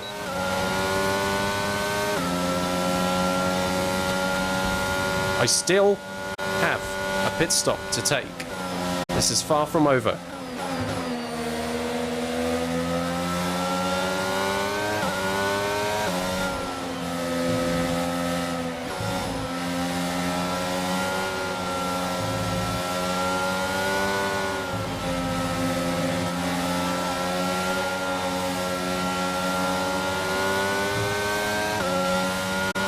Finishing as far forward is obviously what anyone wants to do, but in terms of the driver's standings, I need to be as close as possible to Norris. Because he's behind me in the driver's standings, but by not very much. I think there's 8 points between us at the moment. So I need to mitigate any losses to him to hold on to my position in the driver's standings.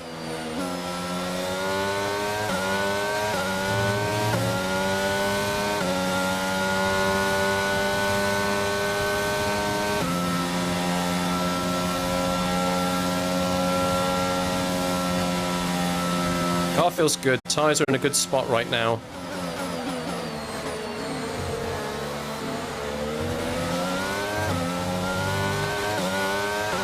Should be enough for DRS.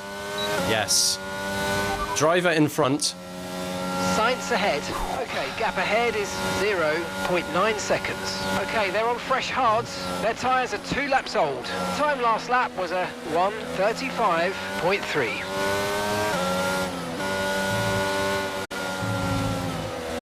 Don't lose too much time here.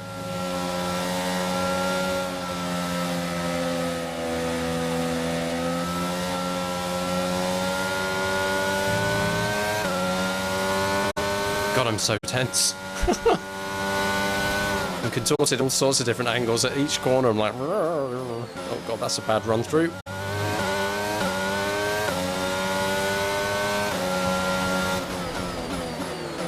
Not really been close enough to anyone to try and snatch them at the chicane, rather annoyingly.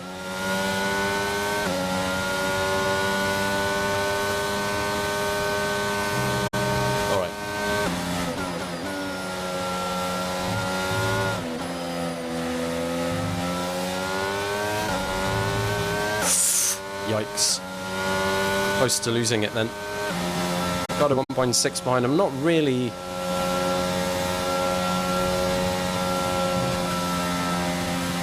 leaving him in the dust, nor that much of a threat to Carlos.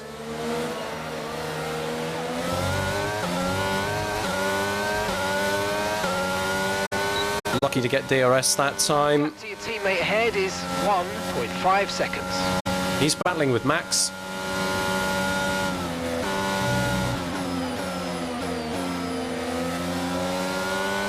Sort of being dragged into this battle. This is where I found myself earlier, before I came and took my stop.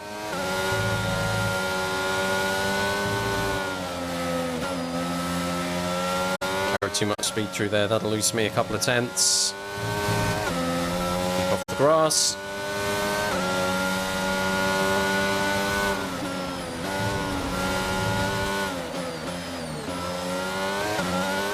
Lap 16 of 27.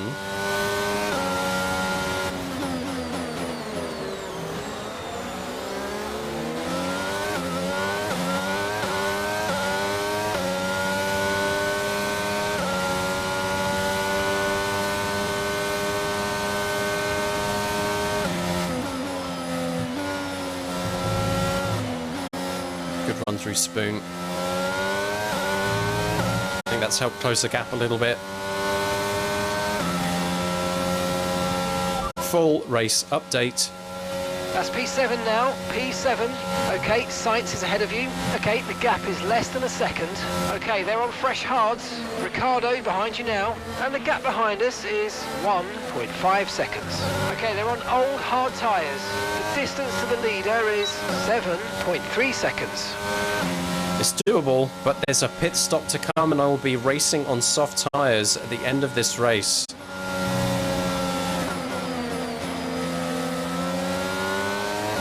We're not racing for a win today. We'll be lucky to even get a podium. This is about finishing as far ahead as possible, considering I started at 10th place. Qualified second, though. 0.03 of a second behind Max Verstappen. I was quite surprised by that. But due to a component change, we took a 10-place grid penalty, and, well, this is where we are.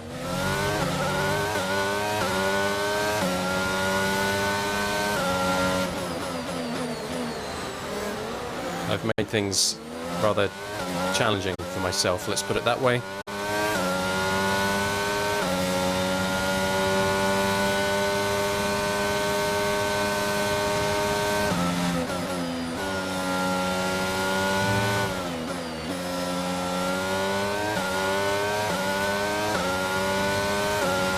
No tyre concerns at the moment, just focus on the driving.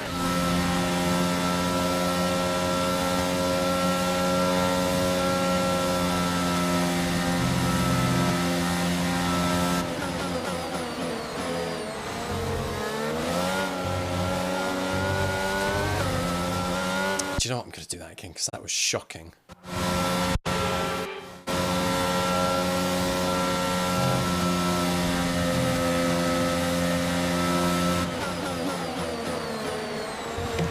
Wonk. That wasn't much better. I think I'll still be within DRS. Not enough to close the gap. Soft, medium could have been interesting, actually.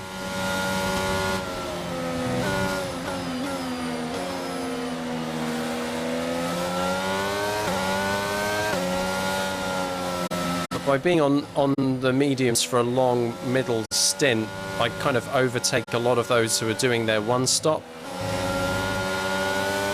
I really need to get past a couple of drivers here. So when I come in again for my softs, I've not lost so many positions. I'm, you know, maybe even out of the points, which this feels, at the moment in 7th, feels like could happen.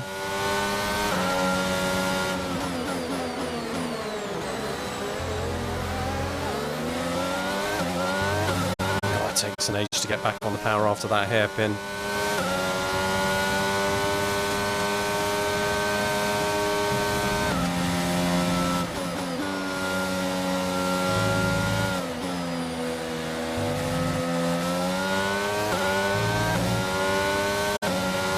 Maintaining a gap is not great. I wish I could close it a bit more.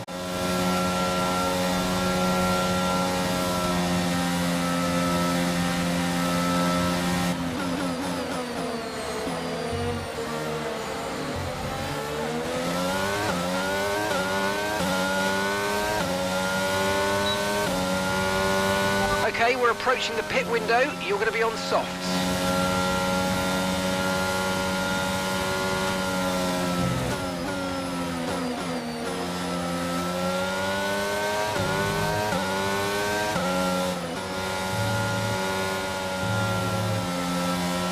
God, this is such a tricky part of the circuit to get right. And there I've gone wide again. That increases the gap ahead. Usually 0.2 I lose there.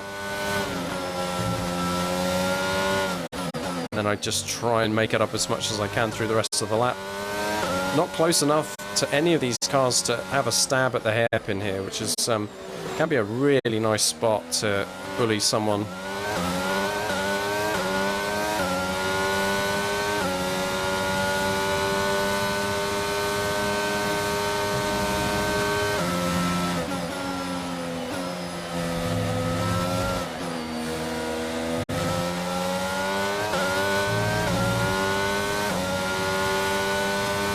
Increasing the gap to Ricciardo behind is at least something.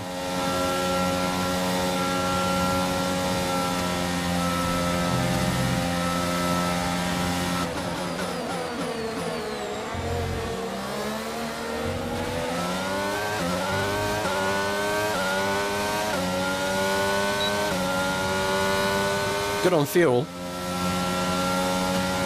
You're increasing the gap on the car behind by 0.5 a lap.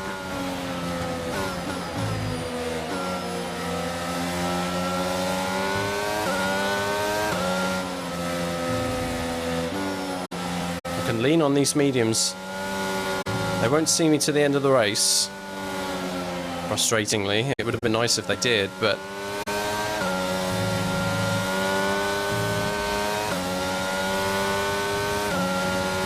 it's a good couple of laps, I think, in them before I start to really worry about grip levels.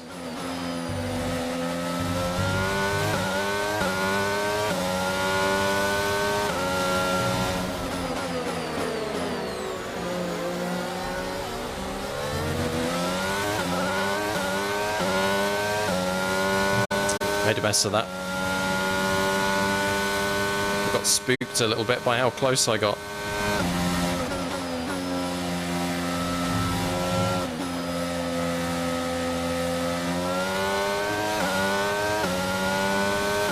And that gap is now bigger than it was this time last lap.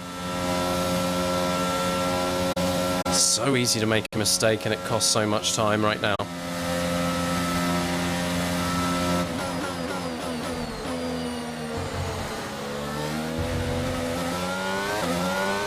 So that'll be no DRS on this lap, to have been able to close the gap enough. Push now, we're boxing this lap. Stay out.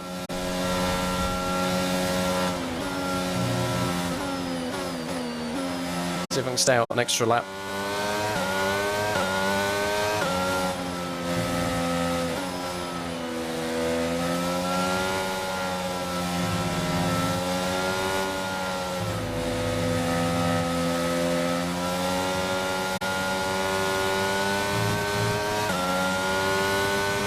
Unless I can't close that gap anymore. Our gap to the car in front is 2.1 seconds. And that was 0.8 2 laps ago. We may be looking at the crossover point in terms of their tyre performance versus mine, right? We'll know especially if if Ricciardo behind is closing in, which was the thing that really informed that need to pit at the end of the first stint. Was the fact that Esteban Ocon was closing back up again.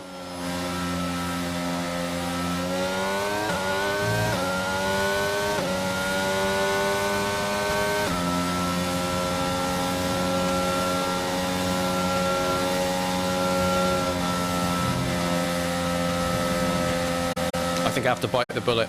I think I have to come in now. If I leave it too long, I fall into the grip of the cars behind even more. This, oh.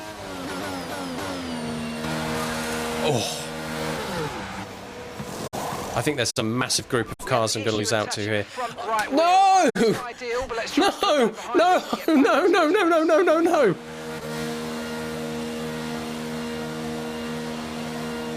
So we had a longer pit stop. I'm falling out of the points. And there's a big train of cars. This is a disaster. The race on this compound.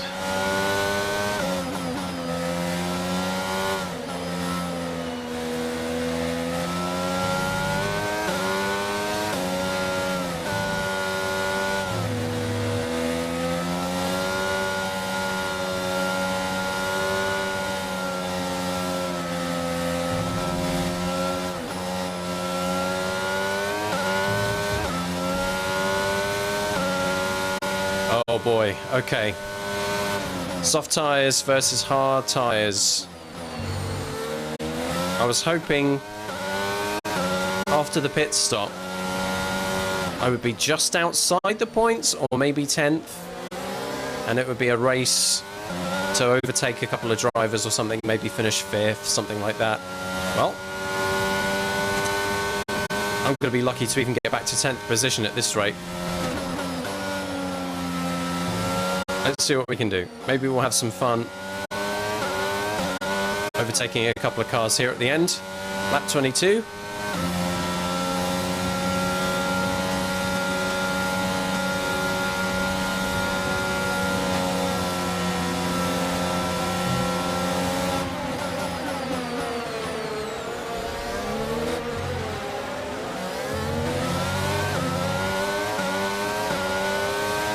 Brilliant, nice move, keep going. Very rude. And I stole DRS from him.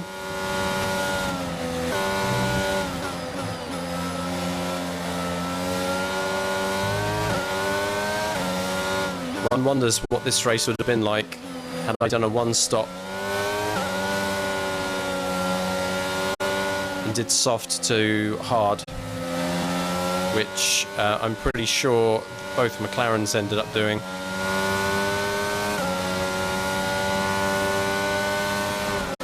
Seeing their outcome will be fascinating.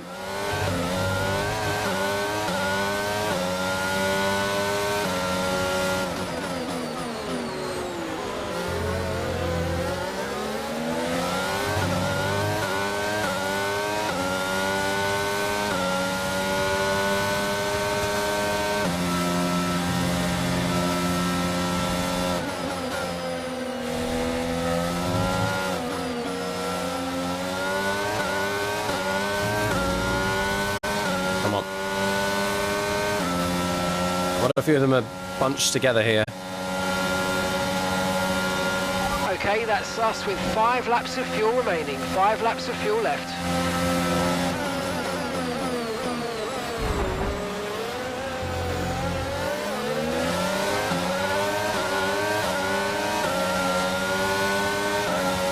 He's got DRS from me, and I don't have it.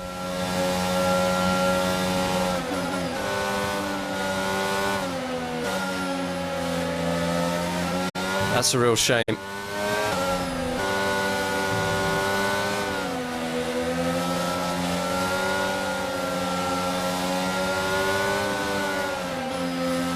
it. Oh, damn it.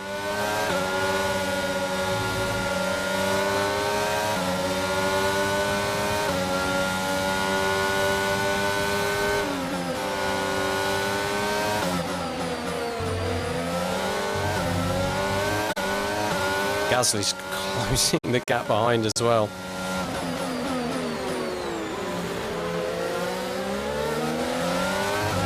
So we have to go again on Stroll, who I really should have overtaken on the last lap.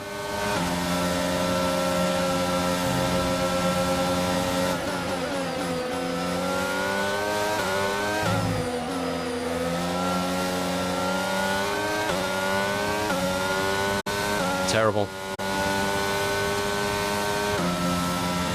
Really should have passed him already.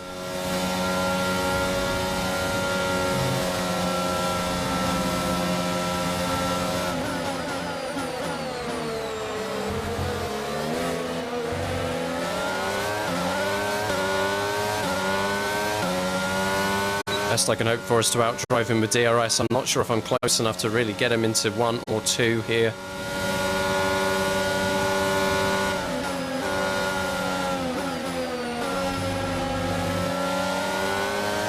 Tried to take a look on the inside, wasn't close enough. I cannot believe I'm battling for 15th.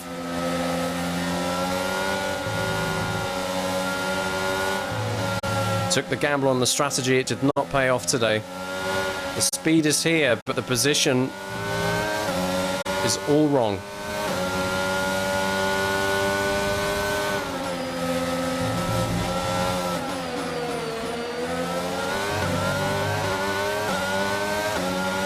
He's giving me a right run for his money.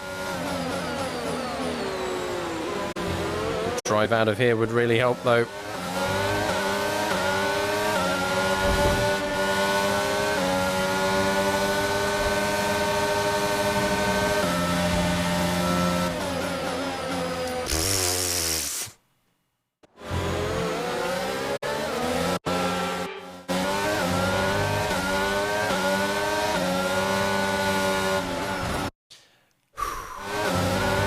Come on, hold it together.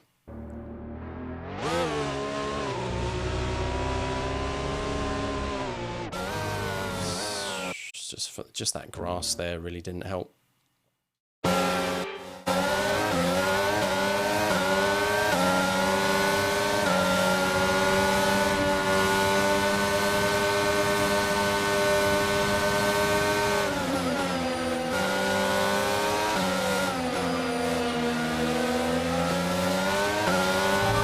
Putting in some really quick lap times. Good for him. Man on track at the moment. Who cares?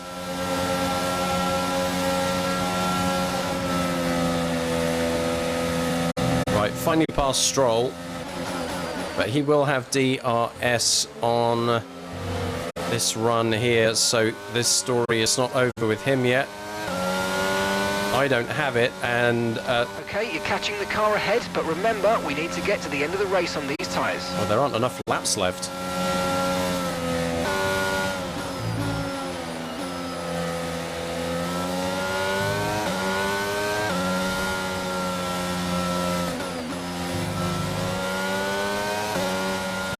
The strategy did not pay off today.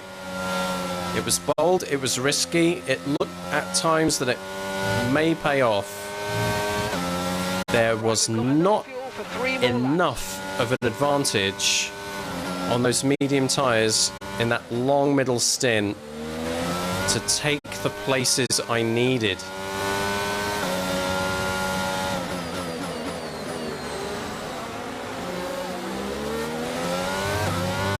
And while I'm closing the gap pretty swiftly to the hard tyre runners, I'm too far back.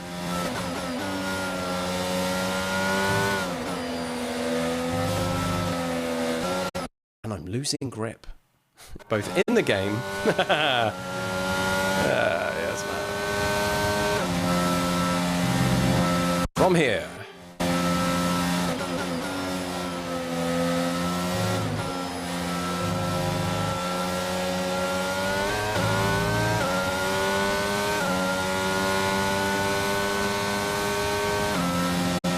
Coming up to the last lap. Putting in great sector 2s.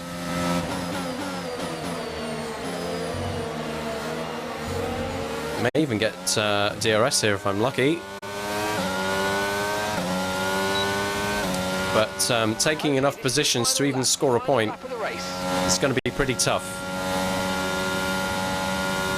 Let's see what can be done. Magnussen, Bottas, battling it out ahead. Less than a second ahead.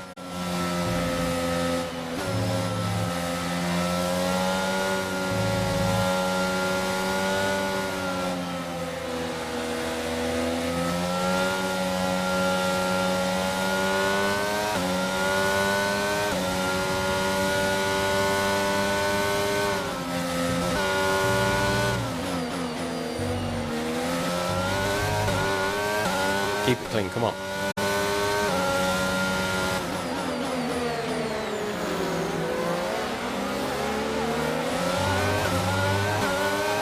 Red shell, let's go.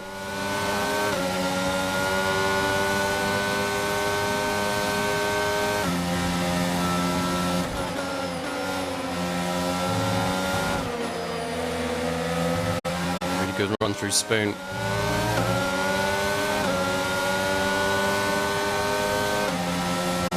Yeah, the pit stop was unlucky as well. Sergio Perez wins.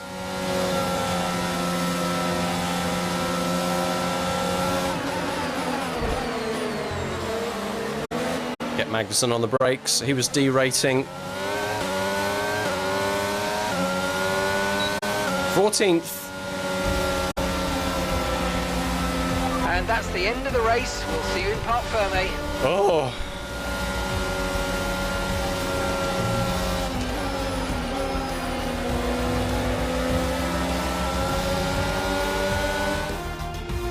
So another fantastic victory for Red Bull today. Talk to me, Ant. What was it that set them apart from the competition today? I think it was clear what the main contributing factor out on track was: speed. I know it sounds like an awfully reductive statement, but fast cars win races, and we saw that today with our winner. I'm fed up with this world. Red Bull are our winners today after showcasing some incredible driving. It's been a huge push from them lately to stay competitive with the other teams, and there's so... Oh, Norris. No, he finished on the podium. Oh.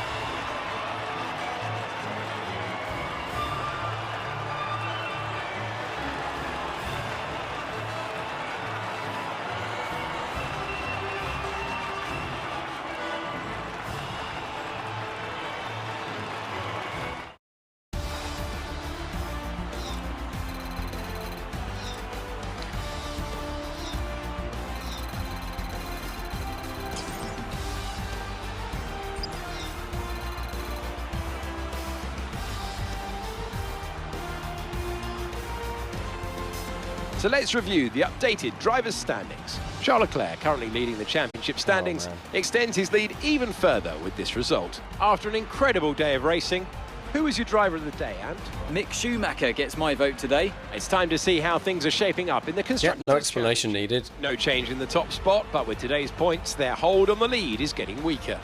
Well, what an end to another fantastic weekend of racing. Thanks to everyone who's joined us, and we'll see you for the next one.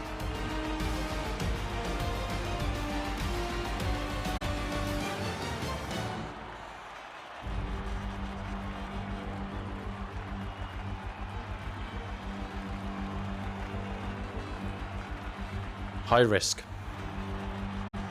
High risk. I was on the fence. I was on the fence about the strategy today. The common sense strategy was a one-stop, starting on mediums, finishing on hard tyres. The personalised race strategy changed that to a one-stop, starting on hards, and running the rest of the race on starting on softs, sorry, and running the rest of the race on hard tyres.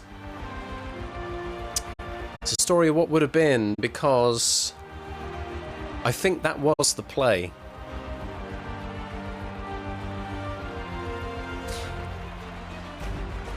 After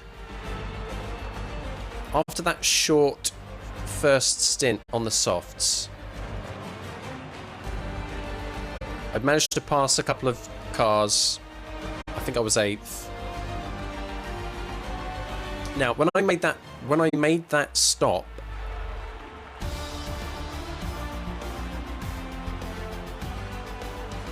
I was last, but I was on medium tyres, and this is the difference, right?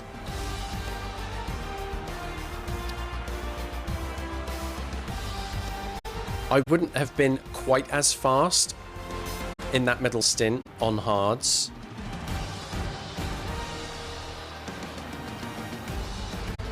So it might have taken longer to to catch back up with Carlos, with Lewis, that pack there. But if I didn't need to make another stop, I'd have been up there. Daniel Ricciardo, right? Because he stopped the lap after me, and he ran the race, the rest of that race on hards. And he finished where he started in 7th. I think both McLarens had the same strat, starting on softs, running the rest of the race on hards. What really hurts about that is the guy who I was trying to mitigate losses against today finished 3rd. Lando Norris was 8 points behind. He scored 15, I scored 0. So he is now ahead of me in the driver's standings. A story, really, of what would have been today, right? What would have been? What happened with Max? That's an interesting question to ask, because from pole position he dropped down out of that podium paying spot, right? And Charles Leclerc, his championship rival, more points than him. Also, I did not finish ahead of my teammate, so that rivalry still continues. I may be ahead of him still in the rivalry points, but close run thing. And it was Carlos Sainz in the end who managed to get the fastest lap, a 1:33.7. And Norris and Max Verstappen matched each other on fast laps there with a 1:34.039. Charles Leclerc, 2/1000ths faster. Goodness me, I think they were having an absolute barn burner at the front of the pack today. Definitely a story of what would have been had the strategies been different.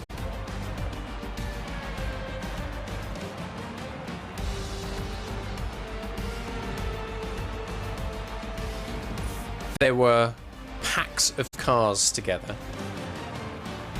So when I came into the pits, several of them moved together.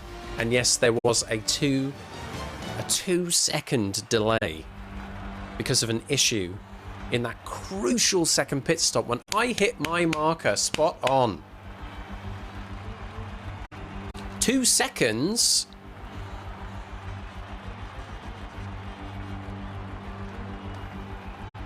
Would have put me ahead of maybe one car or two cars,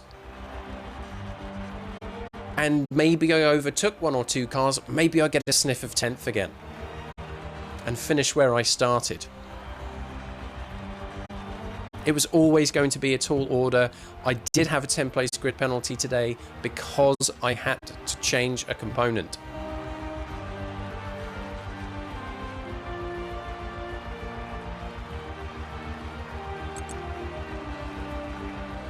Let's watch the highlights, take a deep breath, and we'll move on from there.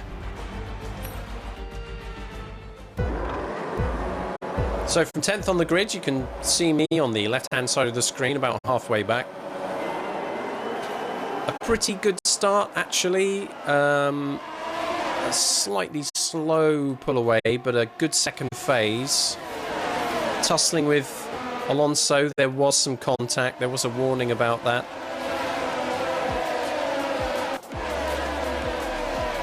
Very, very difficult opening sector 1 as I was trying to find my grip.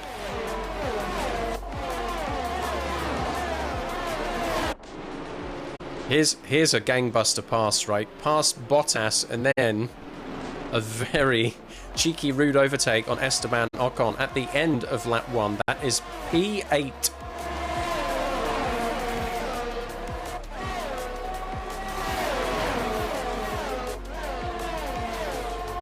Ocon coming back. I'm going wide around turn 2.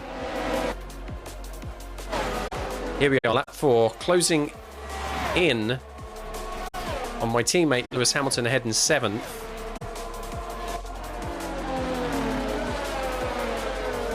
At the moment, there's a decent gap to Ocon, but that does start closing again as the soft tyres start to wear away.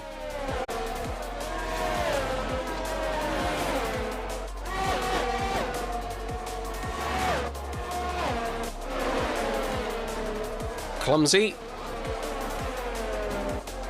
That allows Ocon to close the gap, and that was kind of the indication that I really needed to do something. This is on the mediums. Yes, mate, take that bollard out. What a load of nonsense. Who needs it? That was the lap where I came in to make my pit, actually. That's me. A little shortcut there. Nothing to worry about.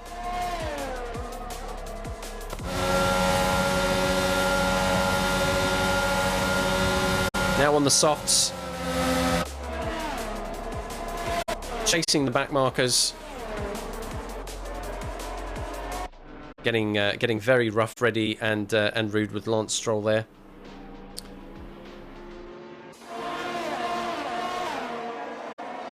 We have a bit of a drag race.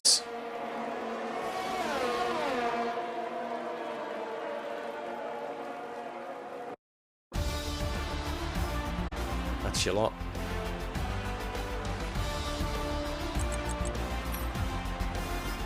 Let's have a look at those pit strategies, shall we? So yes, the other cars that started on the softs did one stint and ran on the hard tyre, and it worked out for them. It worked out for them all. Charles Leclerc started second, finished second. Lando Norris made up a position from 4th to 3rd. Daniel Ricciardo maintained his position.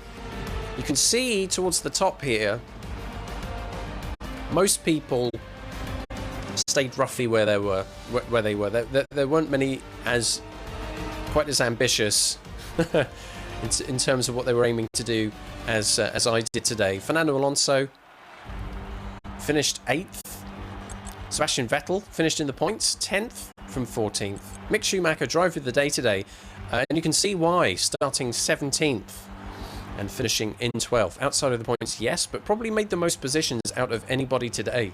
In terms of losing positions, well, I guess that comes down to me, doesn't it? From 10th down to 14th. The only driver out there today to do an additional stop. A 2-stop instead of a 1-stop strategy. A big gamble. It did not pay off today. It would have been very difficult to make any iteration of that work, soft to medium, or soft to medium to medium. Soft to hard would have been the play from 10th place. It still would have been difficult. As we've seen, it's one thing to chase, it's another thing to pass. There are very few spots on this circuit where you really have a good stab at making a pass. And if you're not quite there with them on one lap, you've got to wait an entire lap before you have that other shot. It's not like you get 1 or 2 more corners to have a go. You have a long time to wait, like a minute and a half before you get another shot at it. Ho-hum. How about incidents? Well, Alonso and I had a little coming together there on lap 1. It's the only thing. And I was the earliest to stop on lap 7. All the other soft runners stopped the following lap. Laps 12, probably 13. Yeah. And this poor sucker with a second. Well, okay, that's one to consign to the history books. For the rest of the season, it's going to be conservative plays. I think conservative pit strategies. Do what the cars around you do. No more gambling, no more risks. It is not very likely to pay off. All right, let's have a look at those standings just to confirm the damage. The gap, I guess, ever so slightly increases between Charles Leclerc and Max Verstappen. 20, just over a race win now, separate them. This is Leclerc's season to lose at this point. Lewis Hamilton seems very comfortable now in 3rd place. And unfortunately, Lando Norris, by finishing on the podium and me finishing outside of the points, really did get the better of me today.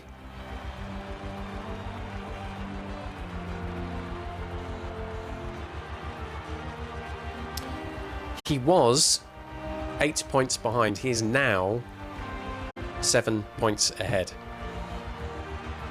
Enough of a gap to Sergio Perez that I don't have to worry about that. But it has to be my target for the rest of this season to find a way to get ahead of and stay ahead of Lando Norris. In the Constructors, everyone stays where they are. Very unlikely to see anybody take anybody else over. Ferrari are running away with the Constructors. Red Bull 470 seem comfortable in second. And really, not much too spectacular happening for Mercedes today. They're not under threat of having that third place taken away from them. And I think everyone is pretty much settled where they are at the moment.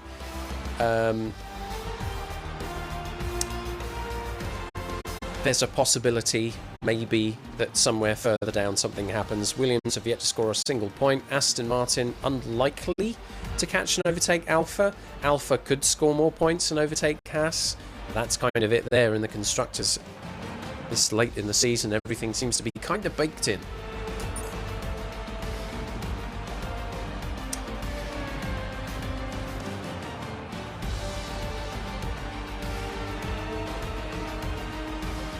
A thrilling race, a tense race, a stressful race. But I could not outdrive a bad strategy. That's the story of today.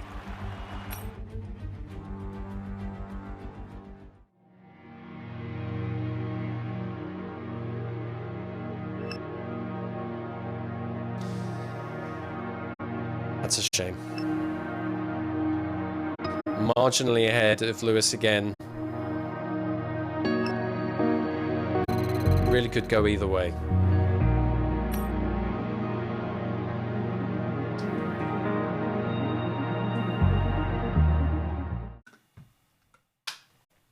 Okay.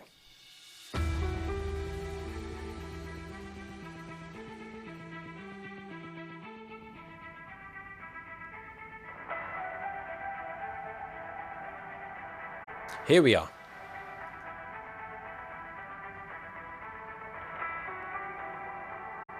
Monday the 10th of October.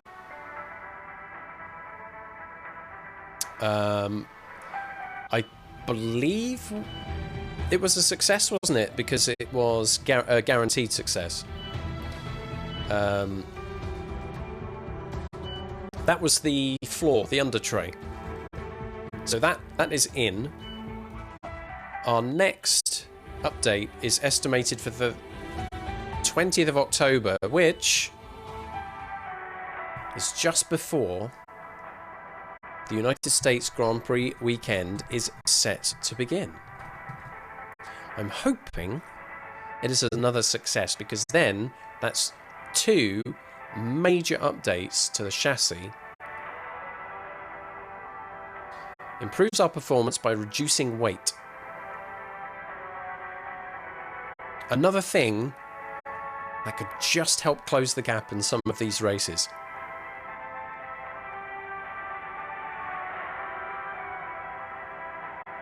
The gamble at this point, there's 3,497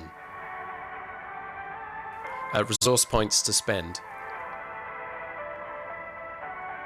I could hang on a week and get those extra resources in and really make a big investment, but that'll put any development a further week behind. That means maybe I don't get the benefit of that for a race weekend. Difficult to say at this point. We know, because we have been told, that the focus should now be on non-chassis parts of the car, basically. What we should probably do at this point, you can see, by the way, on the vehicle performance comparison chart, Mercedes are now the most performant. We started this season 3rd.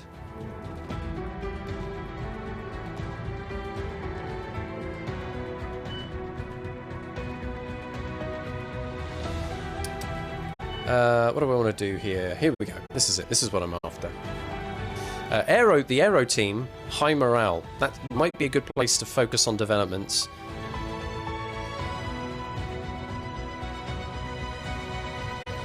out of everything, that is where we're most likely to see something pay off this season. There could be other developments being made which would pay off for next season, right? If you're making updates to the powertrain or to durability, they don't affect, as far as I understand it, they don't affect the components you already have, only the ones that you would bring in. And at this stage, where we have either met or exceeded our allocation, we've got to be careful. Let's consider actually the powertrain. We're on ICE4, 28% wear,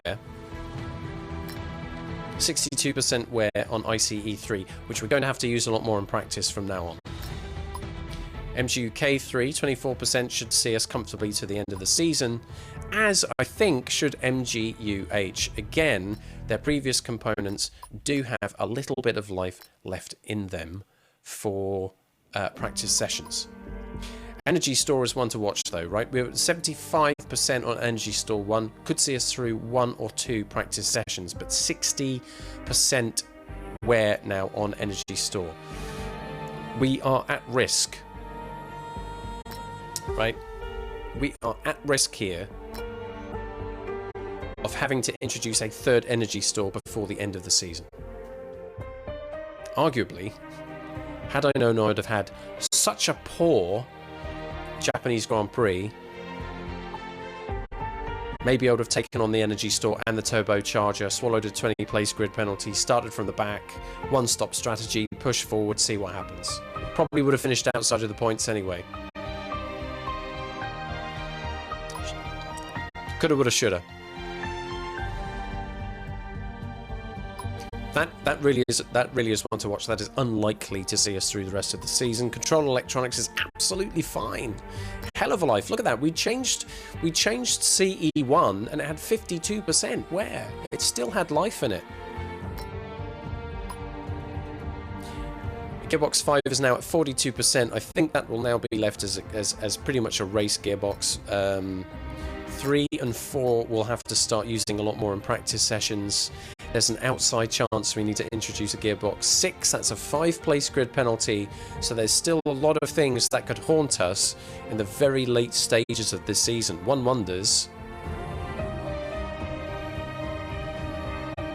were there races earlier on this season where we could have just brought an extra on into our allocation so we didn't have to suffer this pain later on? Who knows? It's difficult to know, especially in the early stages, how long these components are going to last you. As time has moved on though, like the gearbox for example has been better. Like 264 laps was 85% wear on that first gearbox.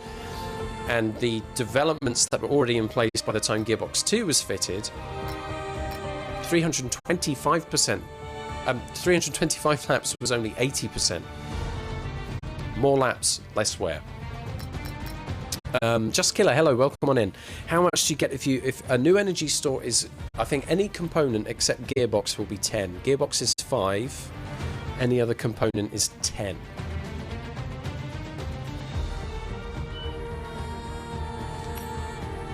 Let's see what's recommended. It's powertrain.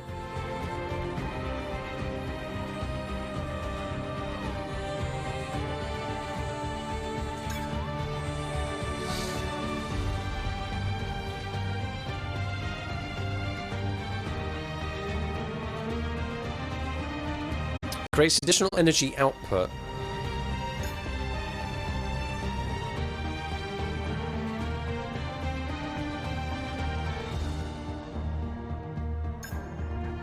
Interesting. Oh, okay. So the under tray is complete. Now the monocoque structure is an available update. Where is that, by the way? Roll dampers is what we're waiting on. That's a major update. Look at that, though. When would that be ready?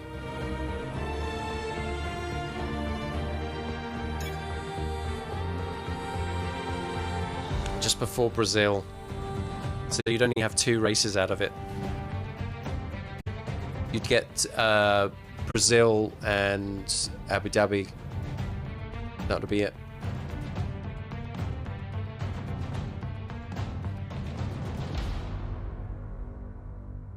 I mean, it's significant, but it's also somewhere maybe that isn't going to provide massive updates. I think considering the aero morale is high. Yes, only 1 season, Just Killer. Thank God. It's taken long enough. Front wing gurney flap. Small update. Front wing. When does that get completed? Last 2. If anything can give us any benefit in between races, you see this one would be ready before Mexico. We get 3 races out of it. And it's quite cheap. DRS maximum slot gap is a juicy one. And I'd love to have it, but with only 2 races left, I want to see what else I can get done quicker.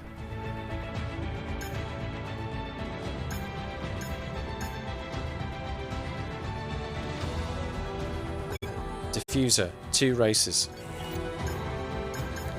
Undernose turning vanes, 2 races. It's all 2 races. Decisions have to be made now.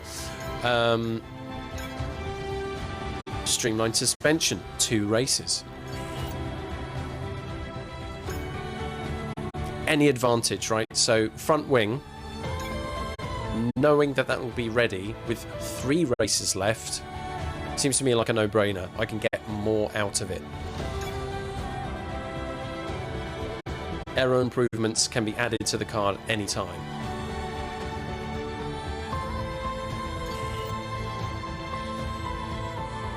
That'll take 2 weeks. 1,945.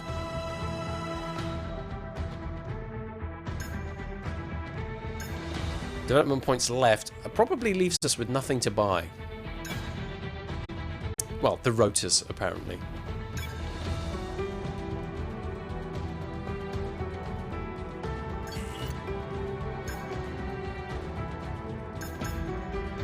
Fuel flow regulator is also here.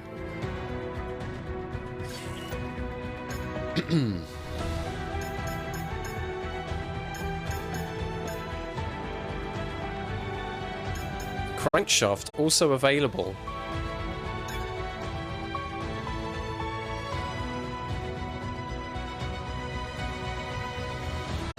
It's affordable, it's minor, and it gives us 3 races.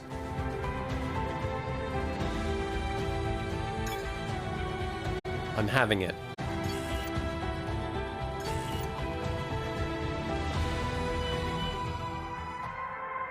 Let's advance time. Clear week, weekly resources. Our new parts have completed without issue. They'll be on the car ready for the next race. Good, good. Right, the marketing department requires my attention. A problem to solve, no doubt. And, if it's the same people working in marketing as we have seen throughout the season, they all have matching haircuts. The marketing department needs some assistance to reach a resolution here. Right. Introduce new merch or stick with current lines. The marketing team would like to add a new product to our driver merch store exclusively for the next Grand Prix. They want to know what type of item you would like to add to our range. The next Grand Prix is, of course, in Austin, Texas, the Circuit of the Americas, where it's probably not going to be that rainy. Specifically being sold there, you kind of, like, if you know you're going to be somewhere, like let's say Suzuka, where there's a risk of inclement weather, those are the kind of products you want to sell. Texas? October? It's probably going to be dry, dude.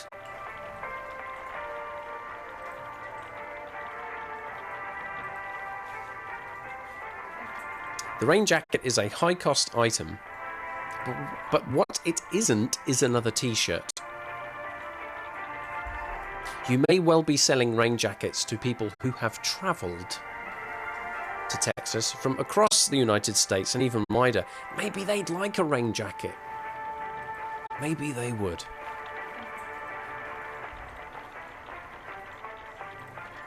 It takes a lot of the team balance, though. 2/3 of it. $150,000. It takes a long time to accumulate that, and I would be spaffing an awful lot of it on the possibility that some people will buy a rain jacket.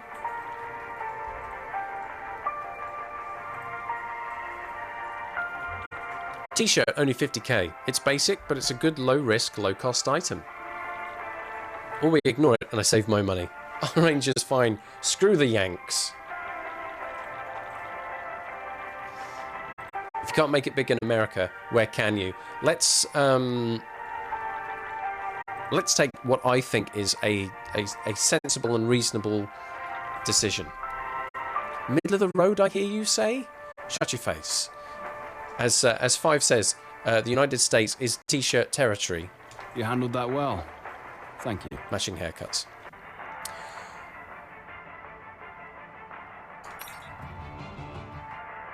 Damn it!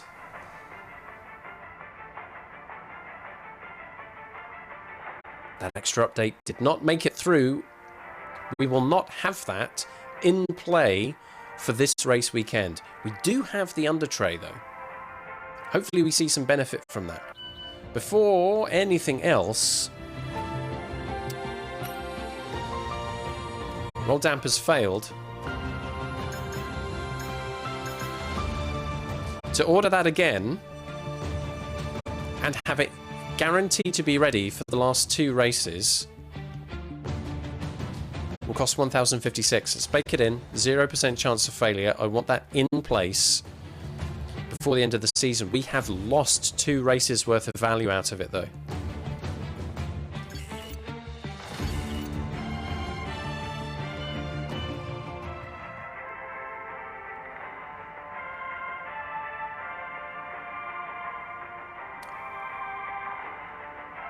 Unfortunately, the successful chassis upgrade was one which initially failed and then was reordered, so we've had 2 instances of that.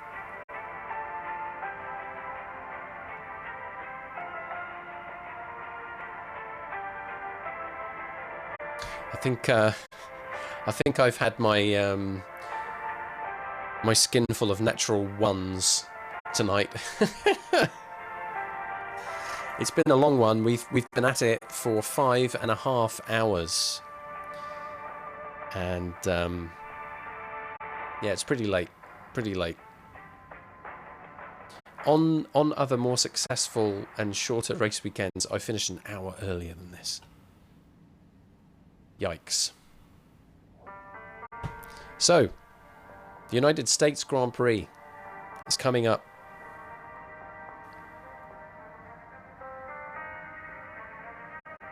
It's a fun circuit, actually.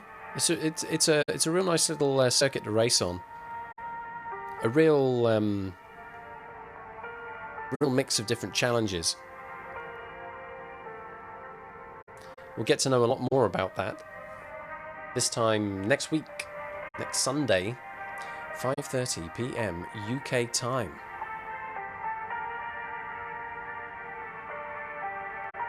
What's been interesting about this F1 season is it has been challenging. It has been difficult.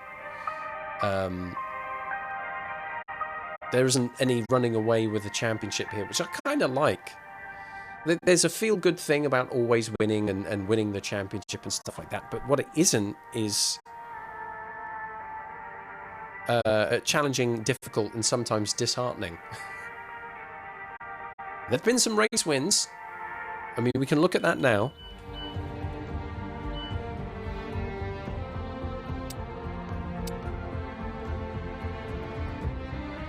There have been 5 race wins, 1 second place, 1 third place. There's 7 podiums in all.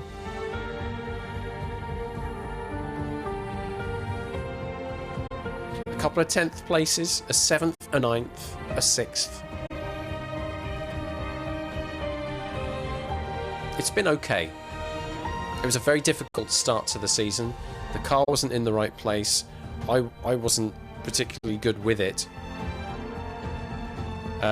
And while Lewis has been kind of consistent throughout, a consistent point scorer apart from 1 DNF, it's been a real mixed bag for me. Having several race wins on the trot, though, really helped push me up the standings. And 4 races left.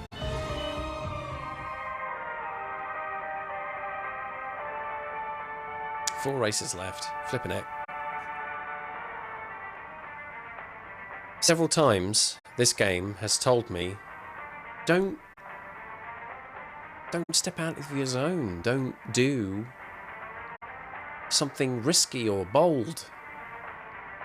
Just do the sensible, conservative thing with the setup, the sensible, conservative thing with the strategy. It's what the drivers around you are doing. And even though a couple of occasions I tried something bold and it didn't work, I gave it another go this evening just in case.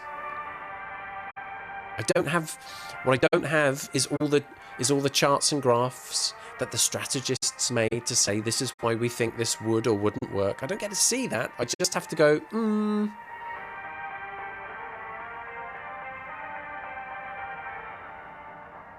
Didn't quite pay off. Lesson must sink in this time with 4 races left. Okay, the car is good. The circuits coming up are all fun ones. I mean, I think I should have a good shot on all of them. So let's not do anything that risks messing that whole thing up. Just so I can hit, I think, the only available aim, the only available goal left to me this season, which is to finish in the standings ahead of Lando Norris.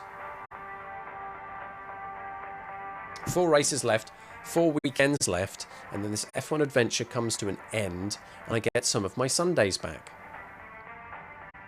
which will be very nice indeed. Finishing earlier as well, so I get to bed earlier, and I'm not such a wreck when I wake up on Monday mornings. Also good. Getting too old for this.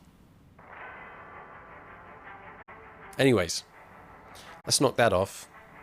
And let's kill the game audio as well. We don't need to hear that anymore. United States Grand Prix, folks. It will be underway 5:30 p.m. UK time next Sunday. Would you like to join me for some or maybe all of that? It's an open invitation.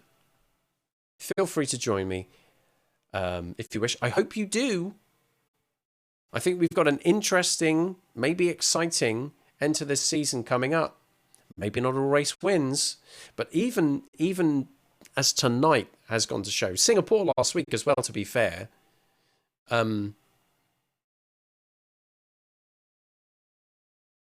there's just something about these races that make them compelling.